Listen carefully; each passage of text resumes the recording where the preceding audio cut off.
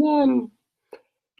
Yeah, we're running. We're live. We're going to start the Dave's Gone By radio program of the stream in just a moment or two.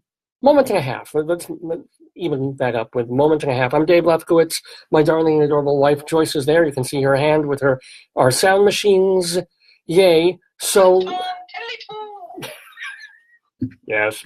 So, really, we're ready. We're going to go. We're going to start the Dave's Gone By radio program, Facebookio program of the stream. Deep. Super deep. And there was much rejoicing. Dinner meds kick in yet? We got David Lefkowitz here. He's a Long Island Hearts guy. He's got his own radio show. I want you all to really enjoy a wonderful program done by a fine artist. A glorious thing of unparalleled beauty. Dave's Gone By. Dave is one of my very favorite broadcasters, so keep on listening to Mr. Dave.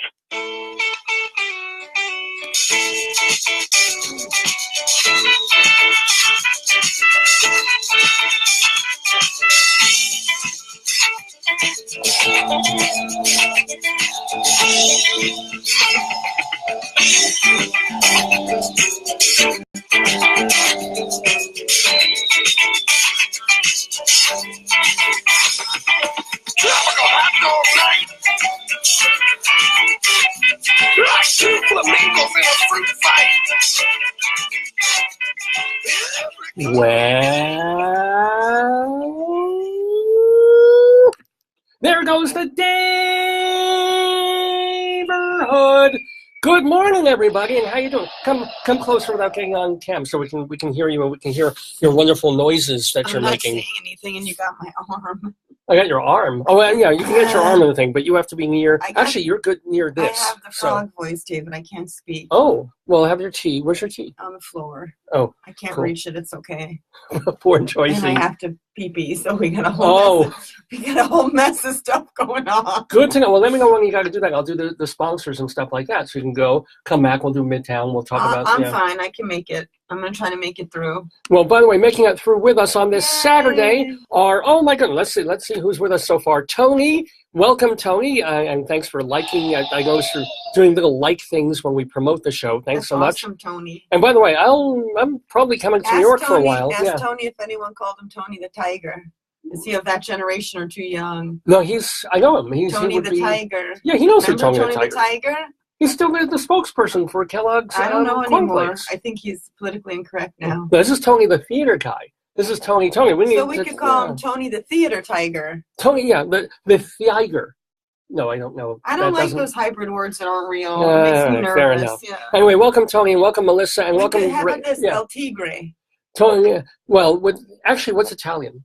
El Tigre is the name of the Spanish radio station out here. Right, but what is Italian for Tiger? I don't know. Might be Tigre as well. Because with his name, I'm assuming that he's. Don't assume, because you know what it does to you. It makes an ass of you and me. Thank you, Felix Unger. Anyway, welcome to Melissa and Raymond and Princess. What a great name. And John and Bill. You told me I was a princess. You're a converted Jewish American princess. That kind of works. Yeah. And don't I treat you like a princess always? That is a Jewish American princess noise, isn't it? Yeah. What am I? I'm not even a duke. What the hell am I? What else? I can't read this. I'm a Jewish American serf, essentially.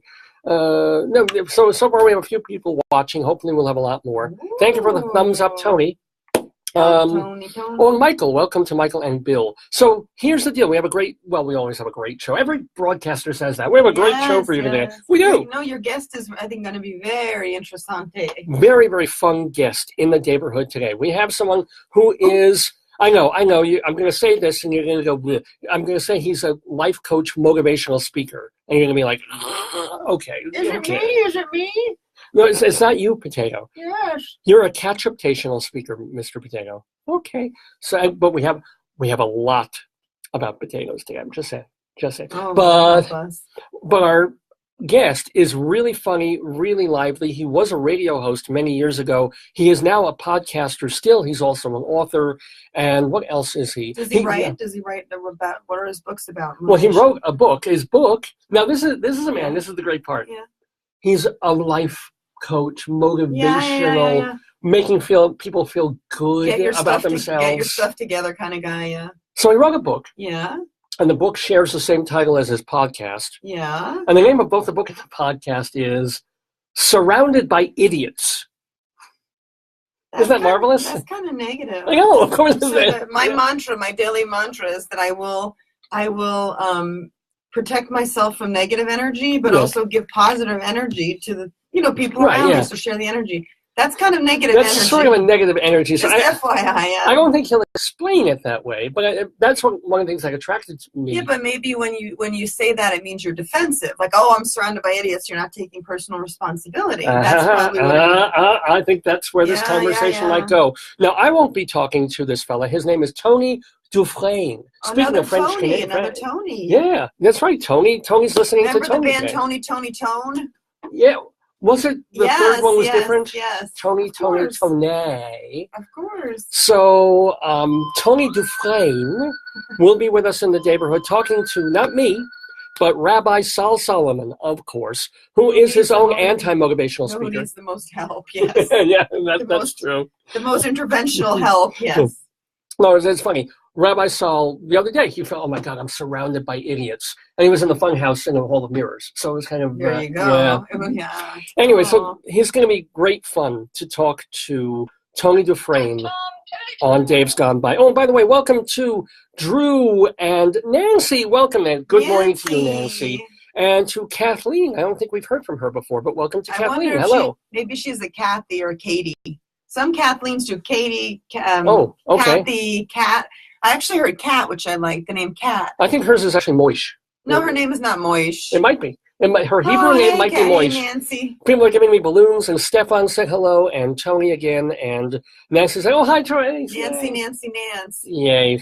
Welcome to all of you. And you're going to have a fabulous time hearing Tony Dufresne talking to Rabbi Saul Solomon later in the show. It is Kathleen is Kathy, she says. Oh, awesome. And her middle name is Lal.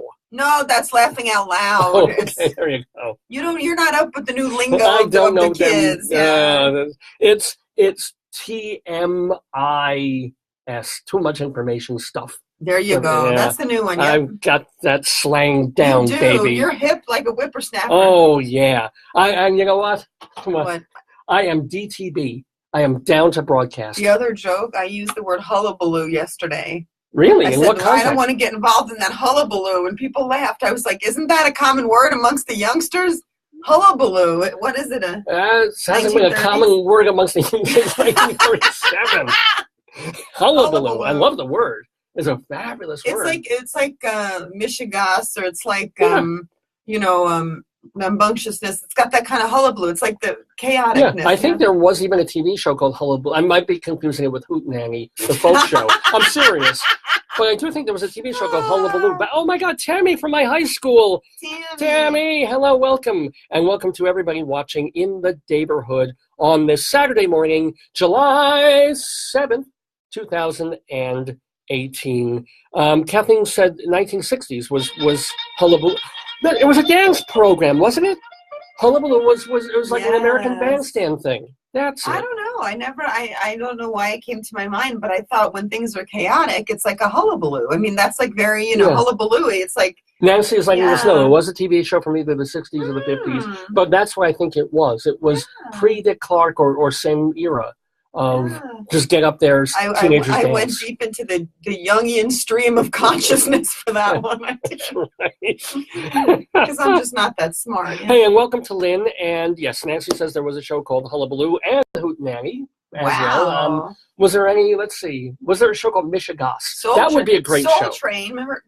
Soul Train. It's a love train, a soul train, a love train. Yeah, that's... See if we have a kissing. There's going to be a klezmer train. Rabbi Saul would love that. Get on the klezmer train, feel guilty, have a sore hip. That'd be a that's Jewish your life, soul. Honey. That's your life. Exactly. That's your morning. That was your morning. Jewish soul train, the host would just get up there and complain. And then they'd have to put words together, like things that their parents called them, like you're a failure. Wait, you're playing music on TV. What? You're not a doctor? Yeah, What's the matter? yes. I heard that Ethel Finkelstein's son is an orthopedic surgeon. I hear your show has an accountant. Maybe you could do that. Get someone else to host. It's something you can fall back on. All right, let's play some music already.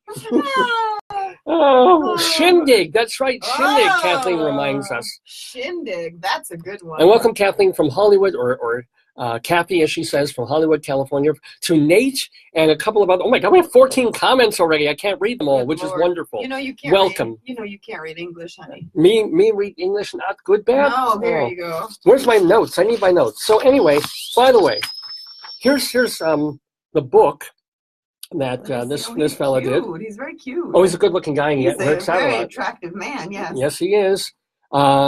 His name is Tony Dufresne. He puts PhD by his name, so people take him seriously. Let me see. Ooh. So that's him. Look at him. He's doing that funny face look.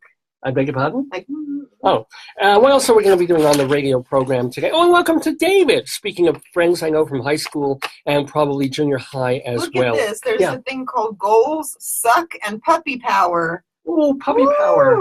There's the millennial fix. It says puppy power, how thinking like a dog can instantly make you more likable. I don't know. I think like a dog is, how do I get food from you? Where can I pee? You gotta smell people's butts. That could make you more popular in certain sections of Greenwich Village, I'll tell you. Anywho. Maybe on Shindig. Or hullabaloo. Actually, those are two of the words in that great sketch done by the Vestibules. Oh, I love Bulbous Bouffant. I love this. If you look, we can do like a disco. Remember Bulbous Bouffant? Shindig and hullabaloo, were both words in that classic Bulbous Bouffant sketch. Vestibule too. And also tuberculosis, which was a great sketch. I worked for the Bureau of TB. You don't want to say tuberculosis too much. Well, I watched too much TB. Yeah. Yeah. No, and I watched it for too long. You're lobular. Anyway, this is the 658th episode of the Dave's Gone By show. We're calling it FRESNESHIP, FRESNESHIP, because I have to actually spell out all my jokes so people get them. Also on the program, Greeley Crimes and Old Times. We'll go inside Broadway for news of the Rialto. I gotta get clapping. Well, I've had the clap before. It wasn't fun. Colorado Limerick of the Damned, a new one. We'll be talking about Bayfield. So we'll have a poem for you about Bayfield, Colorado. We'll have a Saturday segue of songs in the news. We will, I promise you, we will have another gripping installment of A Cow for Hansel. Yep. And what else? And the return, after several weeks, of Potato News. So Potato News is back. We have tons of Potato News. Potato is very excited about this. Listen how this sounds now. Listen. Yeah.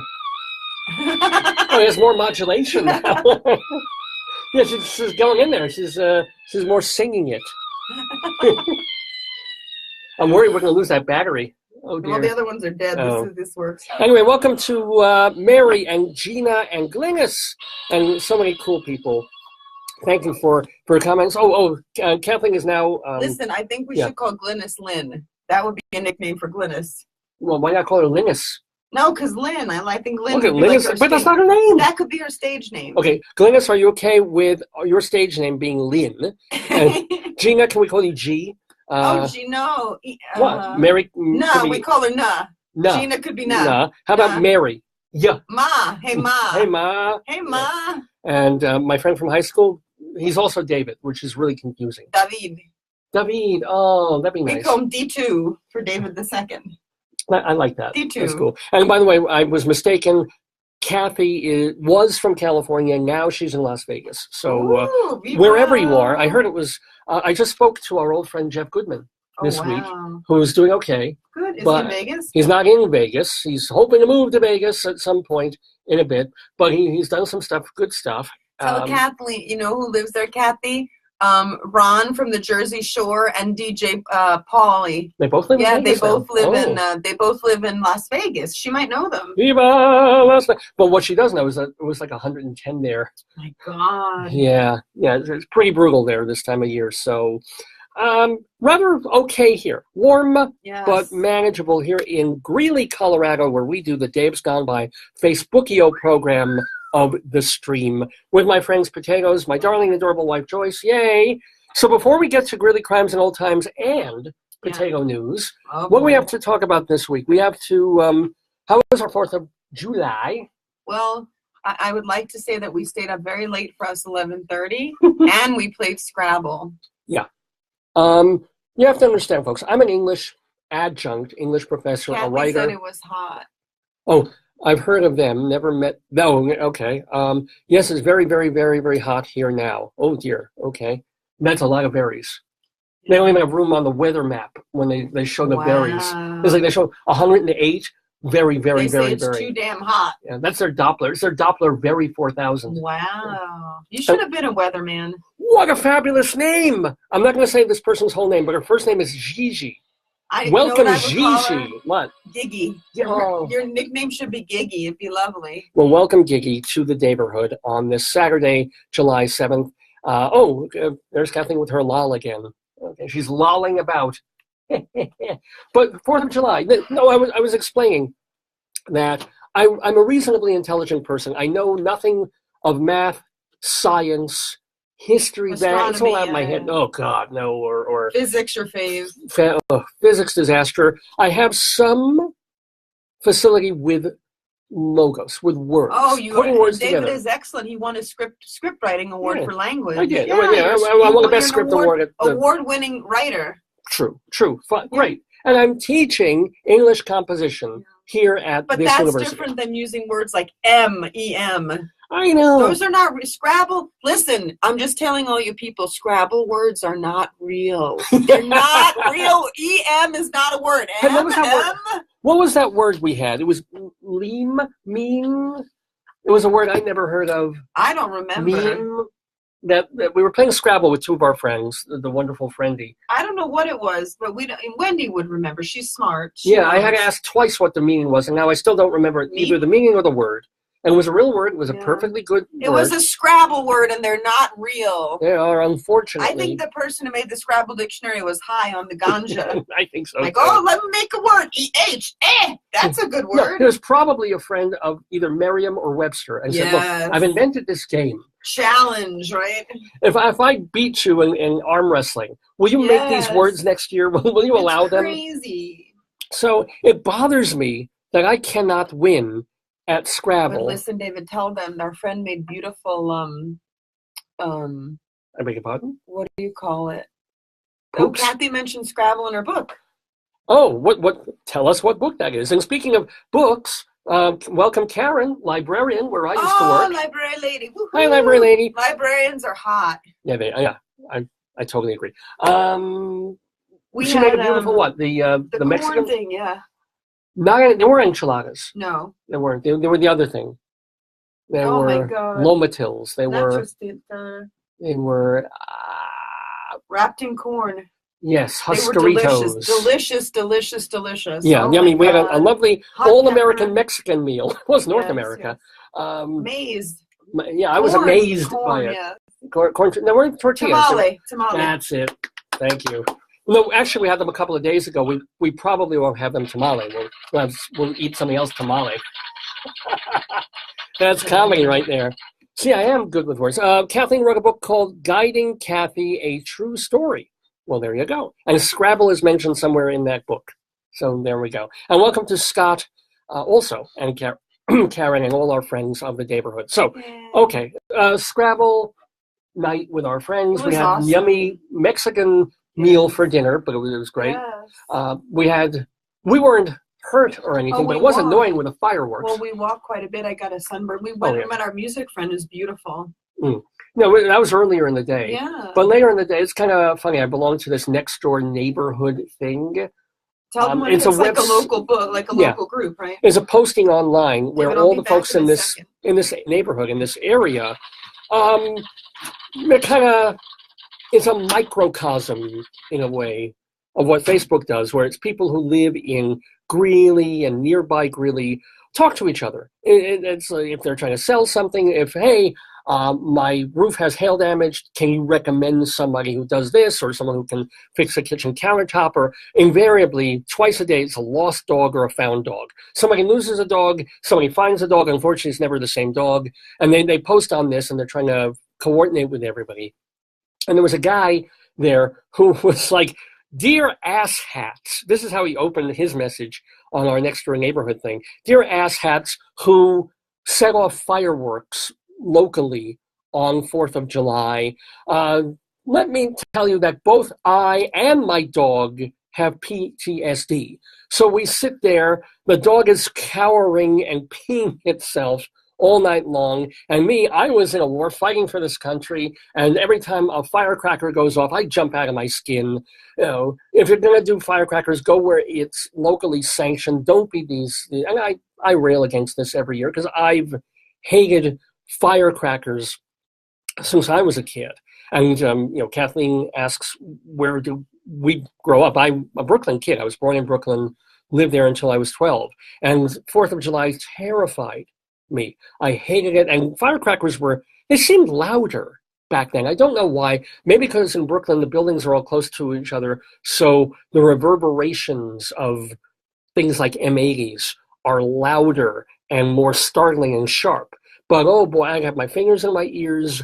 Even when I got a bit older, what I would do from about, as soon as the sun went down, I'd just go in my room with headsets on, and I'd crank up whatever music I was listening to, hence the deafness in this ear, and try to avoid it that way. Because it isn't so much the loudness, it's the startling out of the blue noise that always gets me. I hate it in the theater. I'm always terrified of gunshots. I don't mean real ones. Everybody's terrified of being shot to death in a theater. Aside from that, Mrs. Lincoln, how'd you enjoy the play? But the just even fake gunshots, the caps, the noises that they use, I'm like, when's it coming? Oh God! I'm literally almost go into not a fugue state, but this heightened panic, neurotic, absolutely phobic state over a noise that's over in 1/10 of a second, and still I hate it. I can't deal with it. I've gotten better for no particular reason with fireworks. I don't like them, but I don't mind them so much unless they're really ridiculous, sound like a bomb going off. But there are people who are like me when I was back in my 20s, and certainly anybody coming out of a war, anybody who served in Vietnam or Iraq or wherever, is sitting in their house, and suddenly they hear outside their window in the dark, pa, pa, pa, pa, pa, pa. They have to feel that the Vietnamese are attacking, or North Korea or somewhat. But our neighbors had that, when we were hanging with them on 4th of July, while we're trying to eat a nice meal, we're just sitting there, and then outside the window, pam, pam, it's like gunshots going off. And I was bothered by it. I know our hostess was pretty upset by it. She was not happy, and they had trouble sleeping the whole rest of the night. It happens. I don't know why people feel the need. What is it? The pretty ones I get. It's called pyromania. Pyromania, come on. But I can understand wanting to set off something that shows beautiful, pretty colors in the sky. I get that. But just make a noise. Why is this enticing to anybody? What is so exciting about lighting something and hearing it go boom? It's the forbidden, forbidden. You're not supposed to, so therefore it's exciting. Yeah. Ooh. Kathy says that there was a scare last night in town square of Las Vegas of a possible gun going. That's every night in Las Vegas. That's just somebody who lost $8,000 and is standing in his hotel room going, That's sad. It's his. But we had a good 4th of July anyway. Yes. Yeah. And we will talk, I'll talk later, but we can also talk about the most magnificent thing. He is the champion, my friend, and he'll keep on eating. Oh, I can't hit the notes today. He'll keep on eating till the end. Yes, Joey Chestnut, the man. Joey Chestnut. And I was so ticked off because we'd gone for a walk, and we ran around the neighborhood. And I wanted to see the Nathan's hot dog eating championship, like 103rd Well, iteration. preface it by tell them we don't know how to use half of their stuff on our TV. Well, what we had was we figured, because this usually works, when you leave a channel on and you leave it playing, you can just roll it back. So we went for a walk, and I figured, okay, we'll come home, and I'll watch on tape delay. I'll watch it an hour later. No big deal. I want to see this man stuffing his face. We also made a bet, which I'm suffering the consequences of. Yeah, a little bit. So we come home, and I roll the TV back, and what do you know? It rolls back only to the show that started after the hot dog eating contest on ESPN2. And what does it do? And the crawl tells you the winner, to which you scream out expletives. Yeah, because this is like when people who work night shifts or stuff, I've heard them talk about this back in the day, when they couldn't watch the Met game live from 7 o'clock until 11. Why would they want to watch a Met game? Exactly, true. But what happened? Back in the day, like Channel 9, I mean, we're going back a few years, would rerun the Met broadcast at 11 o'clock, 12 o'clock. Yeah. So people coming home, or people at night shifts, if they didn't want to know, they didn't have to look at a newspaper. It was before the interwebs. If they didn't watch the news, they said, let's go watch the Met game, and root and not know the outcome. Now, you can't look anywhere without finding everything that's happened, every score. So we're rolling back the TV. The TV crawl says, Joey Chestnut won. Like, son of a bitch. Because I just wanted to come in, and I couldn't even watch it. Then I had to wait for ESPN to rerun it, which they did. And the other thing was late, remember, like 10 or 15 minutes late. Well, because there was that amazing counting discrepancy. Cornhole. They also had the cornhole. Yes. July 4th is the best day in America, not because of the independence, not because of freedom and capitalism and whatever else you love about this country, but because on TV you can watch hot dog eating competitions followed by cornholing. And I mean this in the G-rated sense of the word. People tossing bean bags. It's a glorified... It's a glory cornhole. It's a glorified version of bean toss. And not shuffleboard. It's not one where you... It's not horseshoes, almost. No, because you got a bean bag. Horseshoes are metal. But horseshoes, you try and get around the thing. It's like tic-tac-toe used to play. Remember, you used to play tic-tac-toe like that with bean bags as a kid? Yes! Yeah.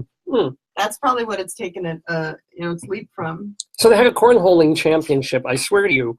And there was literally 8 people in the stands watching. If you think curling gets low viewership, at least in the stands at the Olympics, you should watch cornholing. And these are the championships, by the way. Yeah. This is not the local regionals. No. These are the cornholing champions. There's like 5 people. I think someone had their granny, their aunt, and their mom, and then I think they had some people who were on work release, Yeah.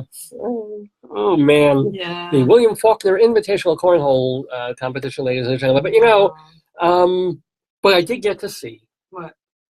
I did watch the magnificent Joey Chestnut. He is a god. And I had dark feelings about this early on because he didn't seem to really want it when we were interviewing him before the competition. And he seemed like, okay, I'm going to do this, and it's just about the eating, and he's, he's into it, but he's not really... He doesn't have the fire. He didn't have like the how the fighters of the weigh-in, they do like the dirty talk. They're like, "You're lame, I'm gonna kick your butt." He didn't have that kind of smack talk. Literally, the fire in his belly. He didn't seem to have it. Maybe he was saving the energy for vomiting up those 70-some hot dogs. And yet, I know, he was just he was a monster. It was disgusting. It was beautiful. And you're watching it, and it's exciting, and it's thrilling, and he's almost lapping the other people in terms of like doubling their count. Yeah. And then suddenly it was like, he's on record pace, and then 64 dogs at the end of the thing. And I'm like, wait a minute, okay, yay. Yeah. But he sure seemed to be doing a lot more than he won no matter what. Yeah. But 64, and then, no, there was a count problem. I mean, how did And what happened was he actually ate 74 hot dogs, a world record, beating his previous thing by 2 full hot dogs, by the way. And they counted wrong. Apparently, people whose job it was to watch a man eat 74 hot dogs in 10 minutes were missing one of the plates. Why don't they just count how many are left on the plate and then subtract? It would be easier.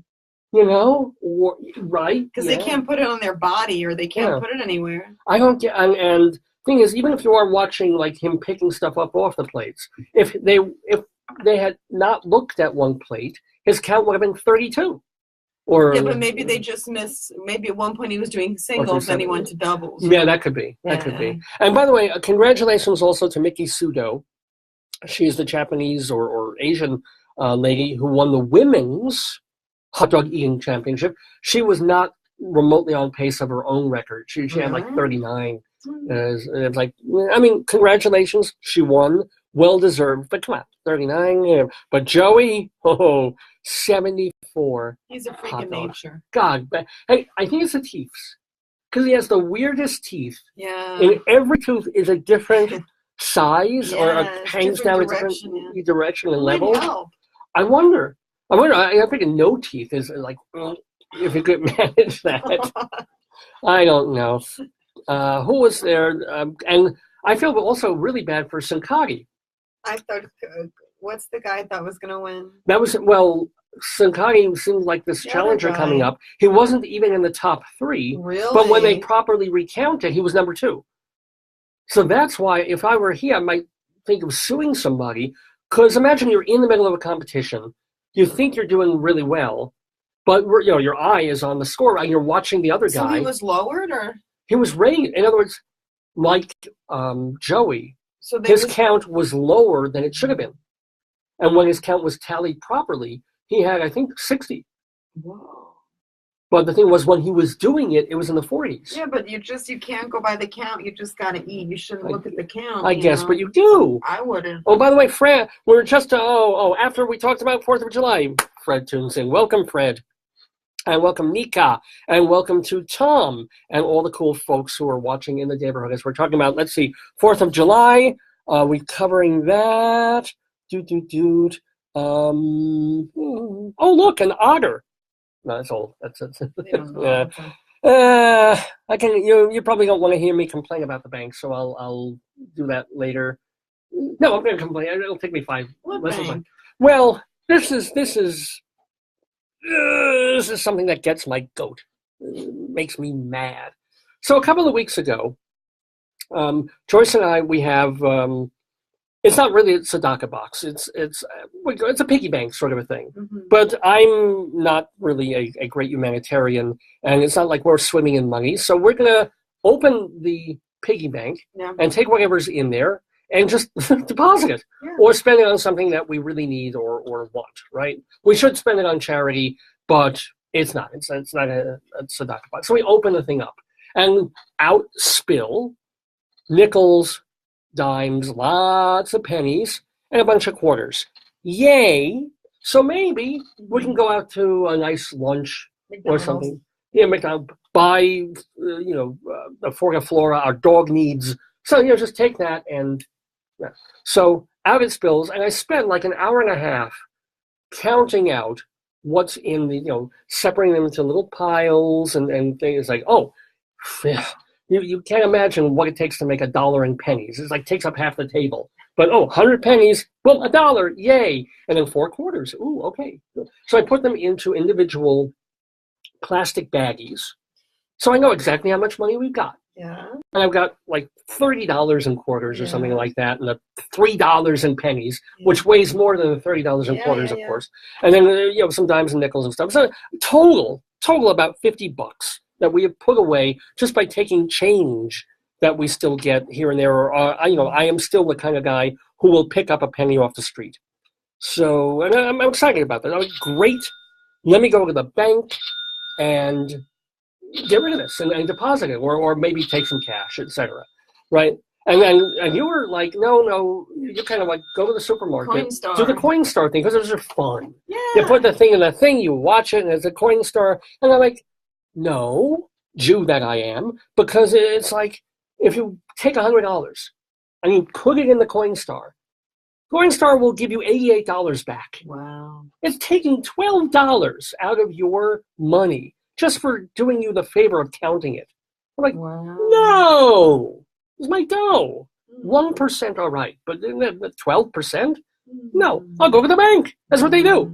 My money, my bank account, my bank, I go. So I go to the bank about a week and a half ago, and this young woman is there, and I said, okay, it's counted. Here's $32 in quarters. Here's $3.50 in pennies. Here's this in dimes. And they said, oh, no, we can't take that. I'm like, it's money. Yeah. It's legal tender. You're a bank. This is money. Yeah. My money. You Yeah. put it, it's mine. Yeah, yeah. And she said, no, we can't take loose coins. I'm like, okay, what do I do? And she hands me now these the things that I remember my dad, Wrappers. who was a numismatist back in the day. Ooh. Not professionally, but he was That sounds collected. kinky. So they hand me these stupid cardboard roller things. So now I've got to go home again, empty out all the bags. So there was an hour and a half of completely pointless work on my part. And it's also money, they call it filthy lucre. Money is dirty. You should have worn gloves. You can't, well, no, I could have worn those gloves I do when I check my asshole for polyps. Don't do that. But I should, actually. But this is why people, because money, it's covered with Most people muck. now use plastic money. They don't even use money. Yeah, I don't even know. I use a credit card every possible chance I get. And yet somehow we have $50 worth of change in our little piggy bank from like the last 5 years. So now it's like you have these stupid roller things. And it's like, and it's always, the hardest part is the first coin you put in there. Because it's like, it turns upside down, and you gotta push it with and then you get 10 in there, which is good. And then the bottom 5 fall out of the fucking bottom of the thing.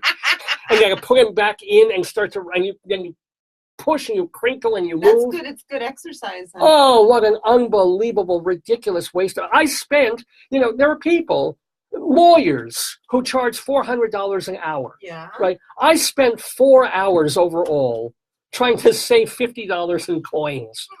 This is why people don't bother with money. This is why people throw pennies on railroad tracks. Just because it's like, what is it really worth compared to the time it takes to roll 100 pennies or 50 pennies into a 50-cent pouch. But oh boy, I was determined to make my statement and to do my thing. And after another hour and a half, I had all these things perfectly, properly rolled. I go to the bank. I hand her these rolled coins. Thank you very much. And the hilarious thing is, it's not like they crack them open and count them.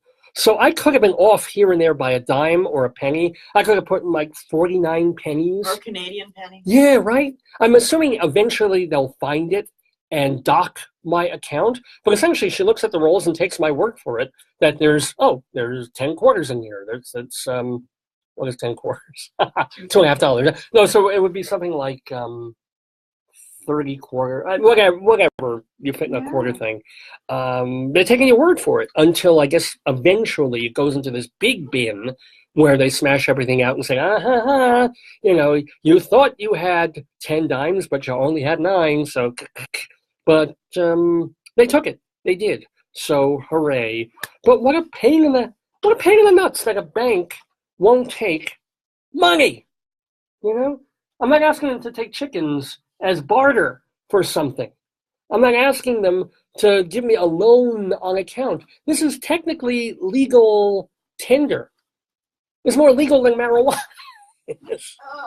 Anyway, welcome everybody. By the way, welcome to Fred and to Tom and to Robert. Speaking of high school, another high school person, and to David and to what are you putting in my ear? Look at it, tape. Oh, no, we're not on tape anymore. It's all digital.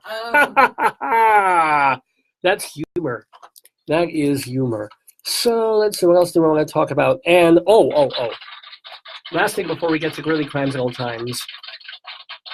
There is a song that needs to be played because I didn't play it last week, but I'm going to play a little bit of it now. It's a great song, ever in the history of the whole wide universe. Will you do the I'm not going to do. You can dance. Will you do it? Here, make him dance. Oh, I'll make potato dance. Okay.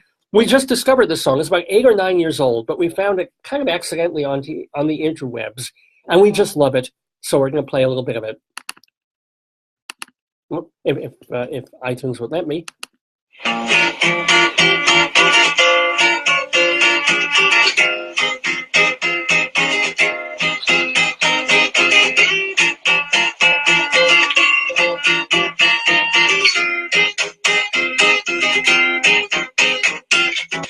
I'm just a panda bear, sexy little panda bear, and I'll dance with you if you give me a quarter. Speaking of money, I'm just a panda bear, naughty little panda bear, and I'll dance with you if you give me a quarter.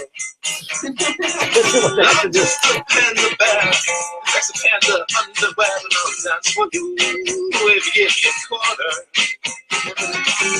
Yeah. Panda bear, sexy little underwear, and I'll dance with you if you give me a quarter. Yes, I'm just a panda bear, and I'll dance for you if you give me a quarter. By Steve Ibsen. It's beautiful. And the video is very, very fun because it has animations of panda bears dancing. Look for it. It's called Sexy Panda Bear. Like Tiny Tim. It has the feeling of Tiny Tim. Yeah, intentionally. He's trying to do that falsetto like voice, Tiny yeah. Tim. I'm not going to tell you what I was actually searching for when we found Sexy Panda Bear. No. But, yeah, we will play more of that song later just because we've fallen madly in love We like with it. Steve Ibsen's Panda Bear song. We do like it. So, yeah, there's not much else to say. I thought there'd be so much to talk about. No, it's been a good week, quiet week, you know. In Lake Woba tide, yeah, I had my back looked at because I've had a sore back for 2 weeks, and I went to the doctor, hoping, praying it wasn't osteoarthritis. And according to my general physician, who's also a sports doctor, he's like, no, 99%, it's just you did something to a muscle. Speaking of sexy panda bears, but just some muscular thing. It'll take a couple of weeks. Do these exercises. Ice is good. A little bit of ibuprofen. God willing, you should be fine in 2 or 3 weeks. So, remember back when you were a teenager or 20 years old and you pulled something and 3 days it was gone. No, and I was like, never nah, pulled you're anything. 50. I never pulled anything. Not going there. Okay. Sometimes the best punchline is silence. Welcome, Warhol. Hey, Warhol. Yay. Yeah, we haven't seen that English guy. Haven't seen him in a while. Bruce hasn't been on for a bit. Oh, we need our people. Bruce is in hiding. He's probably sleeping, actually. We have 25 messages. I can't see most of them, unfortunately, but keep sending them. Keep saying hi. I'll certainly be able to see them later, even if I can't see them now. But it's wonderful to have all of you in the neighborhood. We've got a very special show for you. We've got, no, it's not really special. It's just a really good show. We've got Tony Dufresne. Are you going to read from Hans? We've got Hansel and Cow coming up later, of course. We're about 3/4 of the way finished with Hansel and Cow. I hope he gets I hope the calf makes it. Me too. It's going to be 2 years before it's milkable and doing all those things cows do. We'll also go inside Broadway. We've got a Saturday Segue of songs in the news. We've got a new Limerick for you and the return of potato news because there's so much potato news that we have to share with you. So, yay. But it behooves us now to talk about our little neck of the woods because, we're here in northern Colorado, about 75 minutes north drive of Denver, in Greeley in Weld County. So we're a small-ish city, but we have our share of news and we have our share of problems. And we have our share of people who call into the police needlessly. Yeah, and police issues and folks who are desperately dialing 911 or however they call their local police department.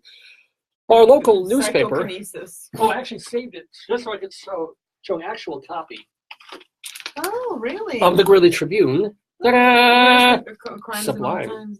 Yeah, this is where we get this column every week that we do. One is called Cop Log. I know. Cop Log, and that's the phone calls that come into the police department. And also Mike Peters does a weekly column called 100 Years Ago. He goes through what this newspaper was 100 years ago. It was called the Greeley Tribune Republican, go figure. and looks through the stories of 1918 for the funniest, weirdest, goofiest, most nostalgic items that that people were reading back then in their daily newspaper. And so we call our segment Greeley Crimes and Old Times. Oops. Got the wrong thing there. Here we go.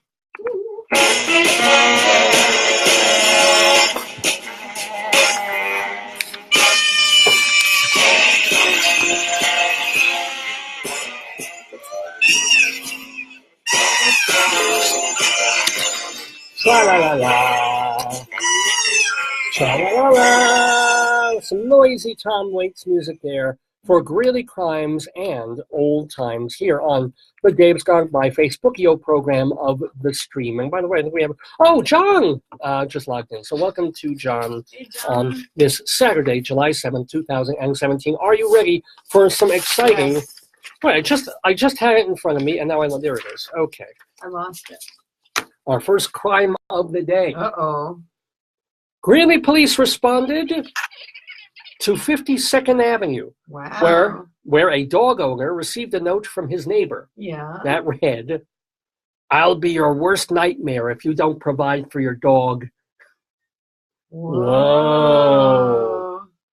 The neighbor was contacted by officers and advised not to leave threatening notes anymore. Yeah. It's one thing to be an animal supporter, animal lover, but, okay. Why not just call the ASPCA? Well, you'd have to really feel that a dog is being very badly abused. And even then, you would call animal, maybe they have that TV show, The Animal Cops. Yeah, the Animal Cops. Yeah. Very, what do you want here? better just pick a noise. I don't know what noise would be appropriate for this. I really don't. But we're going for... That could work.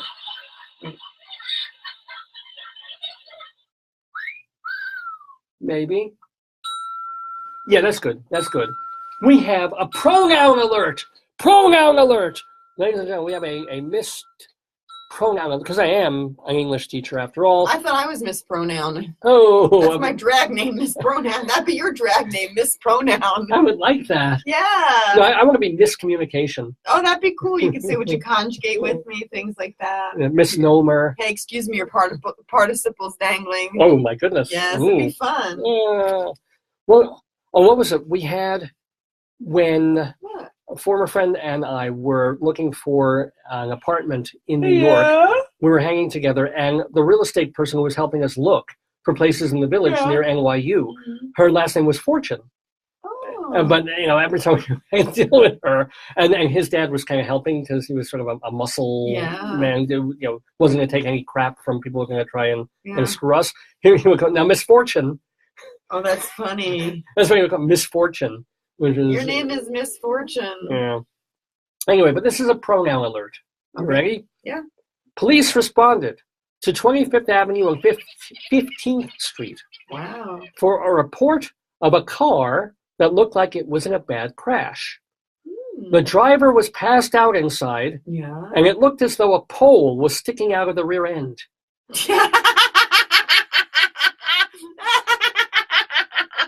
Whoa, that's the way this was written in the Greeley Tribune this week. You wonder why the guy's not passed out. Yeah. I mean, if I had a pole sticking out of my rear he's lucky he's passed out. He wakes up.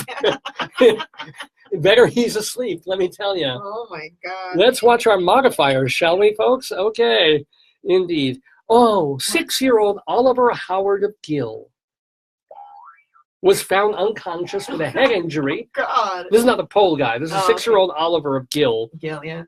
He had a head injury. He was found in the barn yesterday, but he's getting better now. Oh, good. At first, they thought he'd been kicked in the head by a horse. Yeah, oh, good, yeah. But now, he remembers, he was climbing near the ceiling of the barn, looking for sparrows' nests when he fell to the barn floor. Okay. Yeah. At least he remembers. I just love this idea that there's sort of a natural thing in barns. Oh, yeah, our kid was kicked in the head by a horse again. Not the brightest bulb. And it gets dimmer every time the horse kicks him, if you think about it. And I do like to think about it. Let's see. Government surveys show that 33 billion cigarettes were sold in America last year. I have to walk, my Fitbit's telling me. Oh, yeah. Amazing. Joyce has a Fitbit on, so she must get her steps in. Did you hit 10,000 yesterday, or did you just come I close? don't remember, and I won't even count these. Oh, really have to be physically up Yeah. and walking? Okay. She's going to walk around so her Fitbit works. Oh, that's excellent. Government surveys show. I'm getting dizzy. Well, just look at one potato. What's 17 plus 14? Oh, God. 31? Okay. Something like that. Did I get that right? I'm not a math person. Anyway, government surveys show 33 billion cigarettes were sold in America last year. That would be 330 cigarettes for every man, woman, and child in the country. I'm dizzy. And child? And child. And by the way, that was a number from 1918. I like to smoke when I'm 3. That's right. But I'm dizzy from walking in that circle. I'm really wobbly. well, yeah. I mean, you were kind of going back and forth, but I need a cigarette for a child. well, I probably got about 40 steps in there. That's good. Let's see how many do you Stop have? counting at 31. It's trying to do my heart rate. Oh, okay. Well, yeah, because that a little bit of cardio. That's good. Anyway, Mayor Todd. Oh, speaking of 4th of July, Mayor Todd, who last month said all fireworks will be illegal in Greeley this year, has revised his law. Guess who can set off fireworks? Oh, children. Yes. Of course. He's banned fireworks except Yeah. for children. Good. That's called population control. Hey, Tommy, after you fell off the barn roof, let's give you some fireworks. And we know this is 100 years before the digital era because they blew up all their digits. Yeah. Oh. Well, the children, the thing is, and again, we have a pronoun alert. Children can now set off fireworks, but none larger than 5 inches long. In this case, it's actually the right modifier, but it still sounds wrong. Yeah. It's wrong. Anywho, police took a call from a woman. Oh, wait, that's not the one. Oh, here. Sorry. There's that woman who wanted an officer to perform Oh, no. a civil standby. I'd never heard of this before, but it's this kind of interesting thing. A civil standby at her old home on 8th Avenue so she could retrieve her mail. The officer said the Greeley Police Department does not perform standbys without a court order. Oh. But the Weld County Sheriff's Office does. Civil standby is just basically keeping the order. Yeah, so then what's the difference between the sheriff and the police? I don't know. I guess, what else does a sheriff have to do except ride around in that sheriff car? Oh, no, on a horse. That too. But you ever see a sheriff doing anything except you see the sheriff in the sheriff car? I don't know what a sheriff I don't know the difference. Aren't they the head of the people? I know Bob Marley shot the sheriff, but I don't know the difference. Well, the difference is he didn't shoot the deputy. I don't know the difference, though. Yeah. But anyway, here's the interesting fun part. Yeah. Before the officer could give the woman the sheriff's office number, she called him the common nickname for Richard and hung up. Oh, she called him Rich? Yeah, there you go. Rich, wow, that's nice. Or it could have been Gigi or Gigi. Gigi, yes. Perhaps she called him Kathy. Yeah. Police responded to a report of harassment on 29th Avenue. 29th Avenue Court, excuse me. Of course, those courts are very harassing. That's where the harassment goes on, yeah. The caller, a licensed door-to-door solicitor. Now, did you know that DoorDash says have licenses to do this now? Makes sense. That's sketchy. I know. So maybe they were selling Mary Kay or something like that, you know? Yeah. Well, the caller told police he and his partner were confronted on the street, by an intoxicated man with a camera. Welcome to the Stampede. So police found that. So there's this guy with a camera. Yeah. He sees this door-to-door salesman. It's a couple. You said 2. So he and his partner. That's right. There's 2 people. Where they have to go. It could be a Mormon. I don't know. But it's weird. police found the man. He said that he took video for evidence. Yeah. Because he didn't think it was right for 2 black guys to go door to door in his neighborhood. Whoa. He was intoxicated. Racism, though. If he wasn't intoxicated, we would call him the N-word. Whoa, that's amazing. That's Greeley for you. Oh, my God. Yep. More things change. Welcome to the Terradome. Tell me about it. Well, I mean, I don't want people coming door to door soliciting, Yeah, but but if you're still. like, what I don't get, I can barely hold my camera straight, and I don't drink. Imagine, like, how do you videotape? Wouldn't you be like? They should arrest him for being an idiot. He could shoot music videos for MTV. I guess so. Let's see. Police responded to 9th and 19th. Ooh. We're getting close. Yeah, because an intoxicated man He gets around. called 911 to report that his neighbor, quote, doesn't like him. Oh, that's sad. He must be a millennial. The hurt feelings stemmed from the neighbor's dog using the cooler side of a common backyard to relieve himself. Oh, dog pooping. I know. We don't have we have maybe, hold on. I can maybe. Is there dog poop noise? No, or there's this. oh my. That's excellent.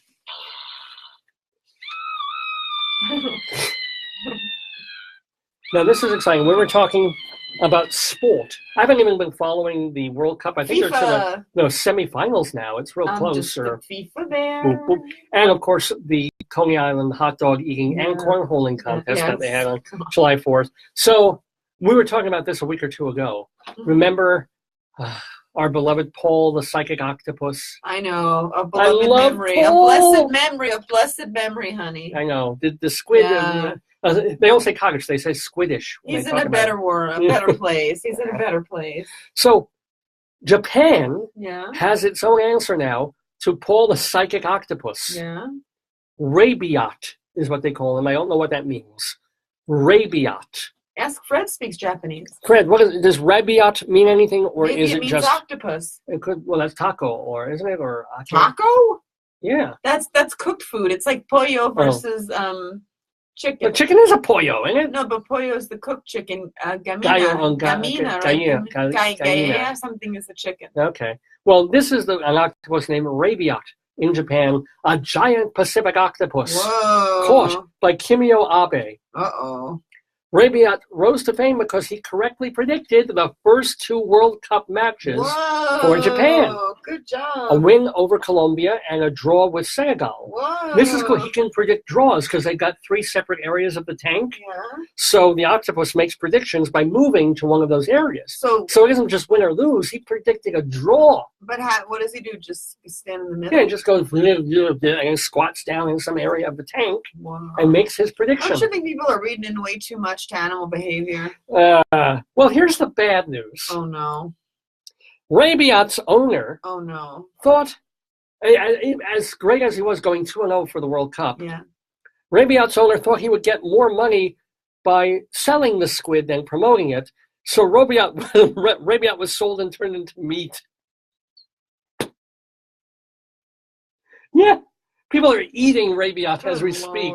Or they ate him a week ago. If you had sushi, you would eat him. Of course I eat him. He'd be delicious. The octopus got his revenge, though. Rabiot did, because Japan lost its next 2 rounds and was knocked out of the World Cup.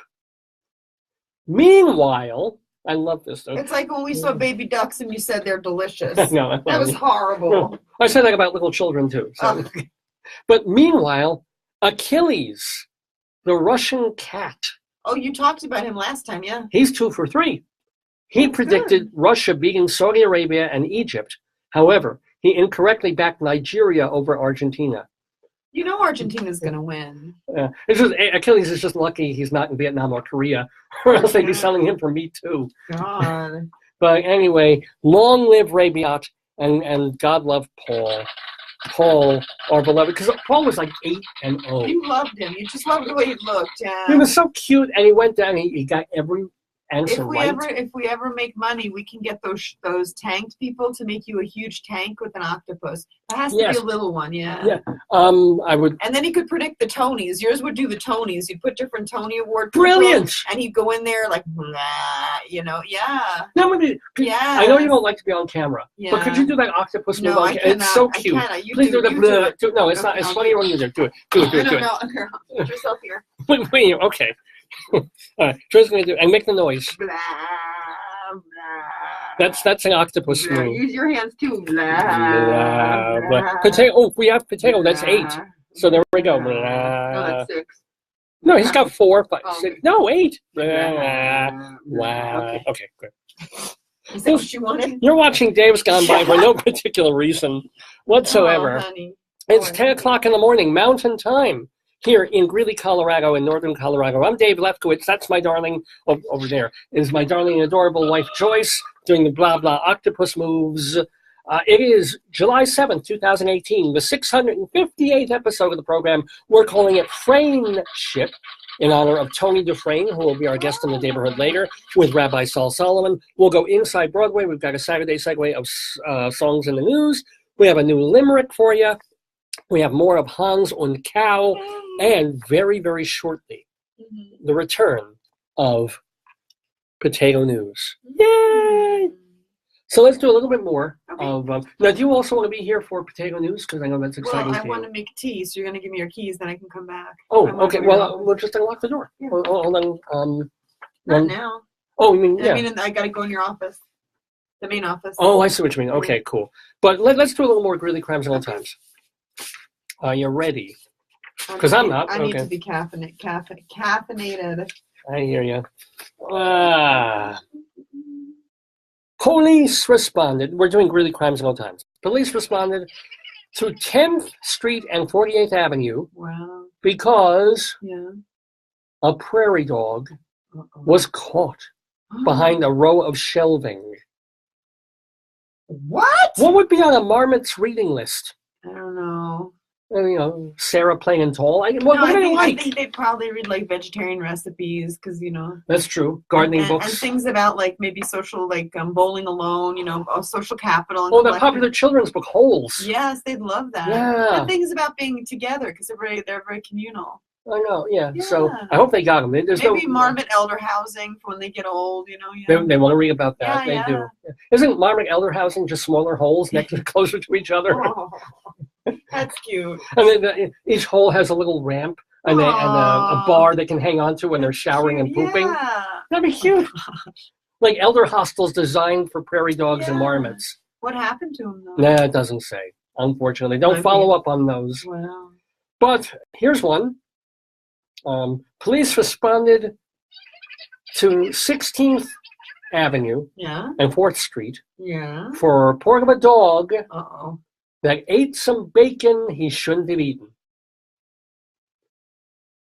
Our tax dollars at work. Do you think it's pot bacon? It's like or just bacon? Like maybe naughty dog, I was going to have that for breakfast. Why did you eat my bacon? I don't know.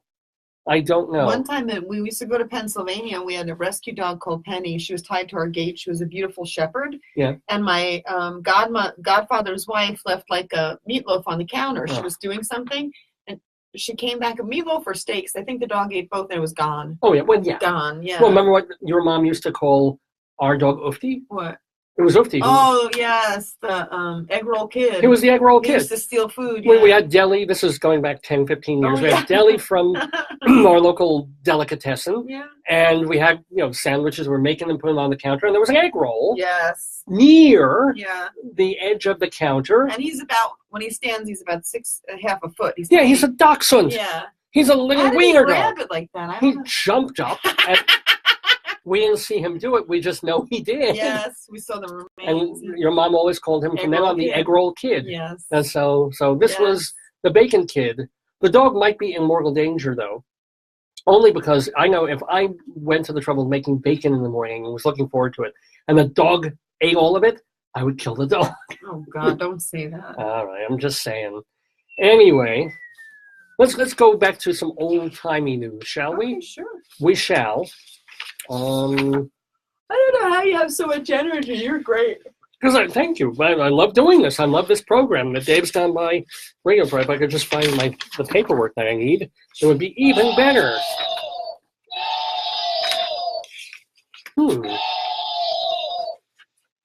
Oh, okay. No?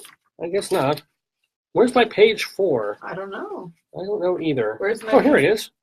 Oh, there aren't that many 100 years ago. That's why I'm a little confused. Okay. Right, whatever you want.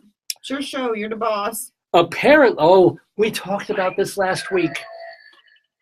Apparently inspired by the recent misadventures of the Greeley traffic cop statue, Remember last week the statue? Everybody kept knocking it down and they beheaded it. Well, it was stolen. Yeah. Run over by cars twice. Wasn't it decapitated? Lost his head. Yes. The Eton Cop statue disappeared last night. It's like the gnome. I told you, it's just like the gnome. Yeah. 100 years ago. Wow. It was found this morning, floating in the Poudre River. How does the statue float? Very carefully, I guess. Yeah. Near Greeley's 12th Street Bridge. Wow. It was taken to City Hall, and the Eton police will pick it up and return it home. Nice. Did you get the idea that people just, of all the statues you should be building, traffic cops is not one? I think, like you said, it was cheaper because you could just put it there, but then people would steal it. I mean, if we figure people are pulling down Robert E. Lee statues, they're going to pull down a traffic cop statue. Yeah. Believe me. Anyway, let's see what else is in Greeley Crimes and Old Times for this Saturday morning. Police responded to 74th Avenue for a report of a raccoon that waddles like a penguin. Oh, that must be so cute! I know. Folks, if you see a raccoon that waddles like a penguin, don't call the police. Call me! I want to see that! Would you like to see, a little raccoon bobbing along? I mean, maybe I have Parkinson's or something, but maybe they probably thought he was rabid. That's Could why, be. yeah. Maybe then he walked down and he went to our neighbor's house and had babies with the mama raccoon. Tell me about a waddling raccoon. Yeah, I would be scared of that. Yeah. It's not normal behavior, and therefore... they might have thought rabies. Anyway, police also responded to 28th Avenue Court. For this is happening more and more. For a report of an aggressive squirrel that wouldn't let the caller out the front door. That's like you with your peanut butter sandwich. Maybe he went uptown. Uptown squirrel. Night. Yeah. He's been living in a uptown world. No, these squirrels, they're getting so domesticated. Yeah. Because the kids here feed them and people feed them. But then they expect to be like, oh, I'm here, feed me. That's right. They're like, pay the toll. I know you have some almond butter in your backpack. Yeah. He who crosses this door must answer me these questions 3. Ere the other side, you see. I don't think the squirrels talk, though. You don't think that? I No. so. I think they make hissing sounds. Anyway, what else? Police responded to 26th Avenue for a report of a man who poured a bottle of urine.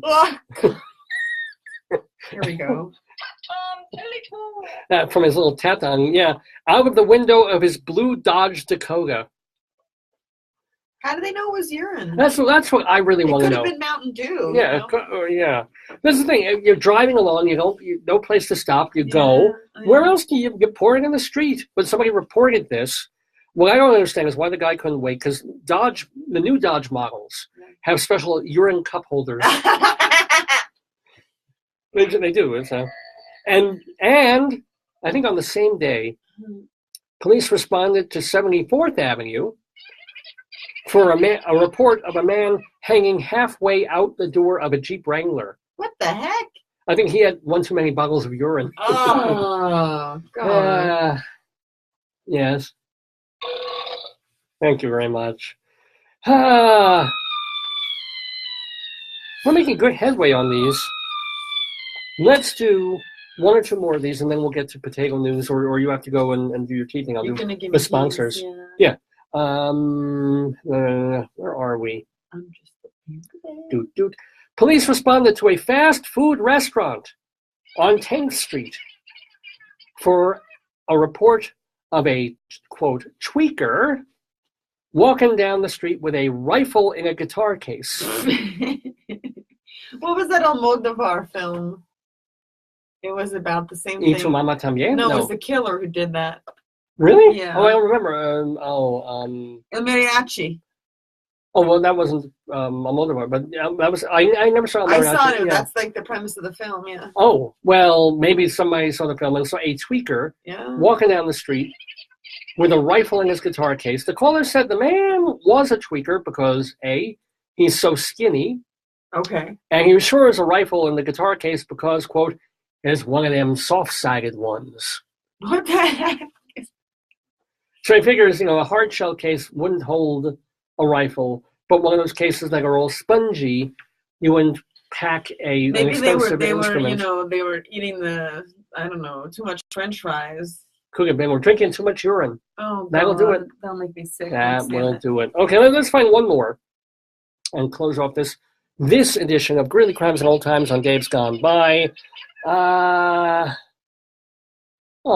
This is sort of sweet. Of a little overprotective. Police responded to Poudre Pond on 35th Avenue because a woman was worried about fish hooks and alligator snapping turtles hurting the children playing there. Oh. All I want to do is see a turtle. Every time we go walking in the park, not a snapping turtle. I would love to see a little turtle. And yet, nothing. This one was worried about children maybe running barefoot and getting fish hooks in their. So our friend of mine said they went to some lake for 4th of July, and you can't bring glass bottles in a boat because they're afraid if you drop the glass on the bottom of the lake and people are swimming, they're going to rip their feet up. So I think that's a very nice lady. Yeah, and I do caution folks who go fishing in the Poudre Valley or in the local rivers and parks and lakes, do be careful. Learn how to properly put the worm on the hook or whatever, the shrimp piece on the hook. Discard of the fish hooks carefully. So, even take lessons in how to bait those hooks so that you become master baiters. That's what I think you should do. So, anyway, that's Greeley Crimes and Old Times for this Saturday, July 7th, 2018, here on Dave's Gone By.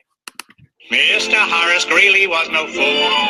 I'm sure that you'll agree with me that Greeley was no fool. What he is getting at is that Mr. Greeley was no fool. Yippee-yi, yippee-yi, yippee-yi-yi-yi, yippee-yi, yippee-yi, yippee-yi.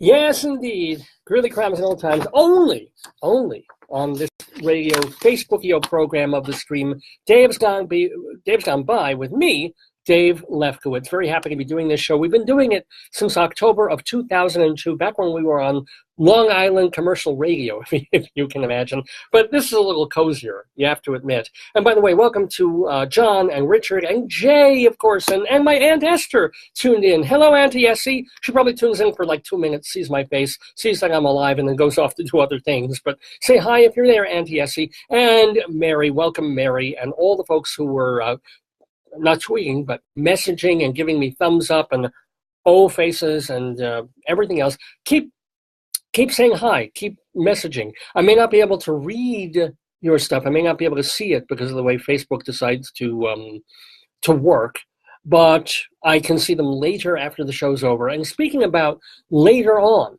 if you missed all or part of this show, or you have friends who might enjoy this, or you would love to hear the interview with Tony Dufresne, but he's not coming on for another half hour or so, and you've got to go. You got things to do on a Saturday. It's cool. Remember that we archive our programs. You can archive and hear, or you can hear the audio going. I'll make sure that I've got that going there. We record all our shows all the way back to the very first one that we ever did, back in October of 2002.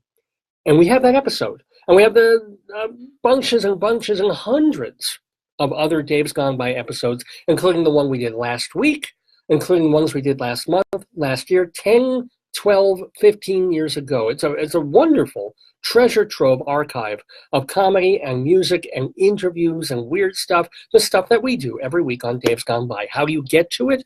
Simple. Go to my website, davesgoneby.com. DAVESGONEBY.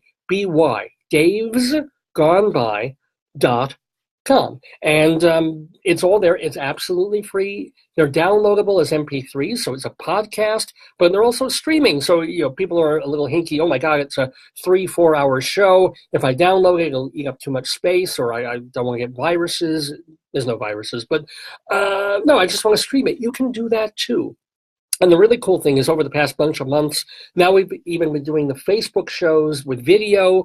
We've saved those as well. The audio isn't quite as good as it is in our recorded audio broadcasts, so you can take your pick. You can watch This Ugly Mug for 4 hours or just listen with better quality music. And we actually put in a little bit more music in our audio shows that we pot down and we take out here on Facebook because of copyright issues, and Facebook will stop our stream if we play too much of a particular song. So just letting you know, you've got all these wonderful options at davesgoneby.com in our archive section. Do check it out. I also want to let you know about our amazing and terrific sponsors from our very first show. They are in Hewlett, Long Island, where I used to live. They are Hewlett Minuteman Press, the copy kings of Broadway in Hewlett. So these are folks, if you have any kind of job, copying, printing, binding, putting your logo on an article of clothing, a pen or pencil, some, my gosh, balloons and banners. Their job basically is to help your business with all of its printing needs, of getting the word out about what you do to the world at large. You want to have a calendar with your company's name and various photographs on it, they can do that, right? You want to send out greeting cards for the holidays, holiday cards. They also do wedding invitations. You know what? I'm going to pick a letter. I'm going to, but in honor of our upcoming guest, Tony Dufresne, who's on later in the program, I'm going to go with D for Dufresne. These are just the Ds of what Hewlett Minuteman can do for you. Date stamps, decals, desk signs, desktop publishing, die cutting. So if you have someone who's dead and you want to cut them up, they do that. Diplomas, which can be laminated. Door hangers. So if you don't like that a door opens and closes and you want it actually hanging instead, they do that. It's all at Hewlett Minuteman Press. They are the copy kings of Broadway. And if you tell them Dave sent you get 10% off any job, I heard big or small. They give you a Frenchie. They do. Well, I don't know if they French at Hewlett Minuteman, but the Toron family who owns and operates Hewlett Minuteman, they're great. They've owned the franchise since the 1970s. I've dealt with them for years, and they do fine quality work. Give them a call, 516-569-5577, area code 516-569-5577. The code word is potato. No, I don't want to confuse them, because if you say Dave sent you, you get 10% off any job. Mind if I eat? Yeah, you can do what you well, but don't eat potato for obvious reasons, because we've got potato news coming up. We've also got the Saturday Segue of songs in the news, a new Colorado Limerick. Tony Dufresne is coming inside Broadway. Oh boy, this is it. This is so exciting. Ready? Oh boy, my potato costume. Where's my arm? I'm your potato dresser. Thank you. Oh, look at me. I'm so beautiful. Ugh. Ow. I always say I feel like Mary Bagham as the ham in To Kill a Mockingbird. But no, this is a potato costume in honor of the return of the potato news. And by the way, welcome again to my Aunt Essie, to Mary, to Jeffrey, and to Julia. Julia, our friend's daughter. Yeah, so I hope she's doing great. I hope your kids are doing great too. Tell Julia. Yeah. Mm-hmm. Julia, you looked awesome in the no-co style thing. You are so pretty. Yeah. You look very nice, and it was nice pictures. We enjoyed seeing you. Yes, and indeed. We told your mom, who's probably going to give you a copy of the magazine. Yes, there's a glossy mag here called No Coast Style, Northern Colorado Style. And you know how these magazines have pictures of people who are better off than we are, who go to parties and stuff? No, people's charitable stuff. Yeah, exactly. So they're so well off, they don't have to take their piggy bank and keep the money. they can give it away a little bit. But anyway. Fix your head. Let me fix what's wrong with my head? You got to put the top on. Well, no, if I do this, I won't be able to read the very important thing, because we have on this episode of Dave's Gone By the return of potato news in honor of our beloved potato friends, and there is so much incredible potato news this week. It is astonishing. So, are you ready for this excitement, babe? Are you? Yeah. Okay, let's have our potato news theme. Oh, I took the ketchup out because of we took it home to try it. The elevation. It wasn't in the bag, right? No. I may have a ketchup packet somewhere. Give me a moment, folks. Go back on camera. No, you don't need it. Okay. Yeah. No, that's It's okay. Oh well. Shame on me for not having ketchup readily available. We have a tomato up there. You can here. Oh my God. No, don't do it. I got him. Oh no, the cup. Help us. Okay. So, in honor of potato news, we do have one tomato in the Oh, he office. looks very exothalamic. Looks like he has goiter. Look at his eyes. Oh. That one eye. There's something wrong with it. Well, do you expect anything associated with me to be normal? Yes. Really? You're a very handsome man. No, I'm not. But thank you, darling. Okay.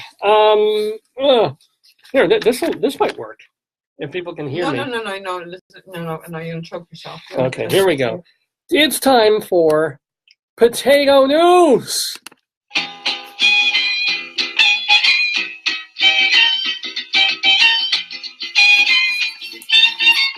You say potato, I say potato. Let's call the whole thing potato news. I love that.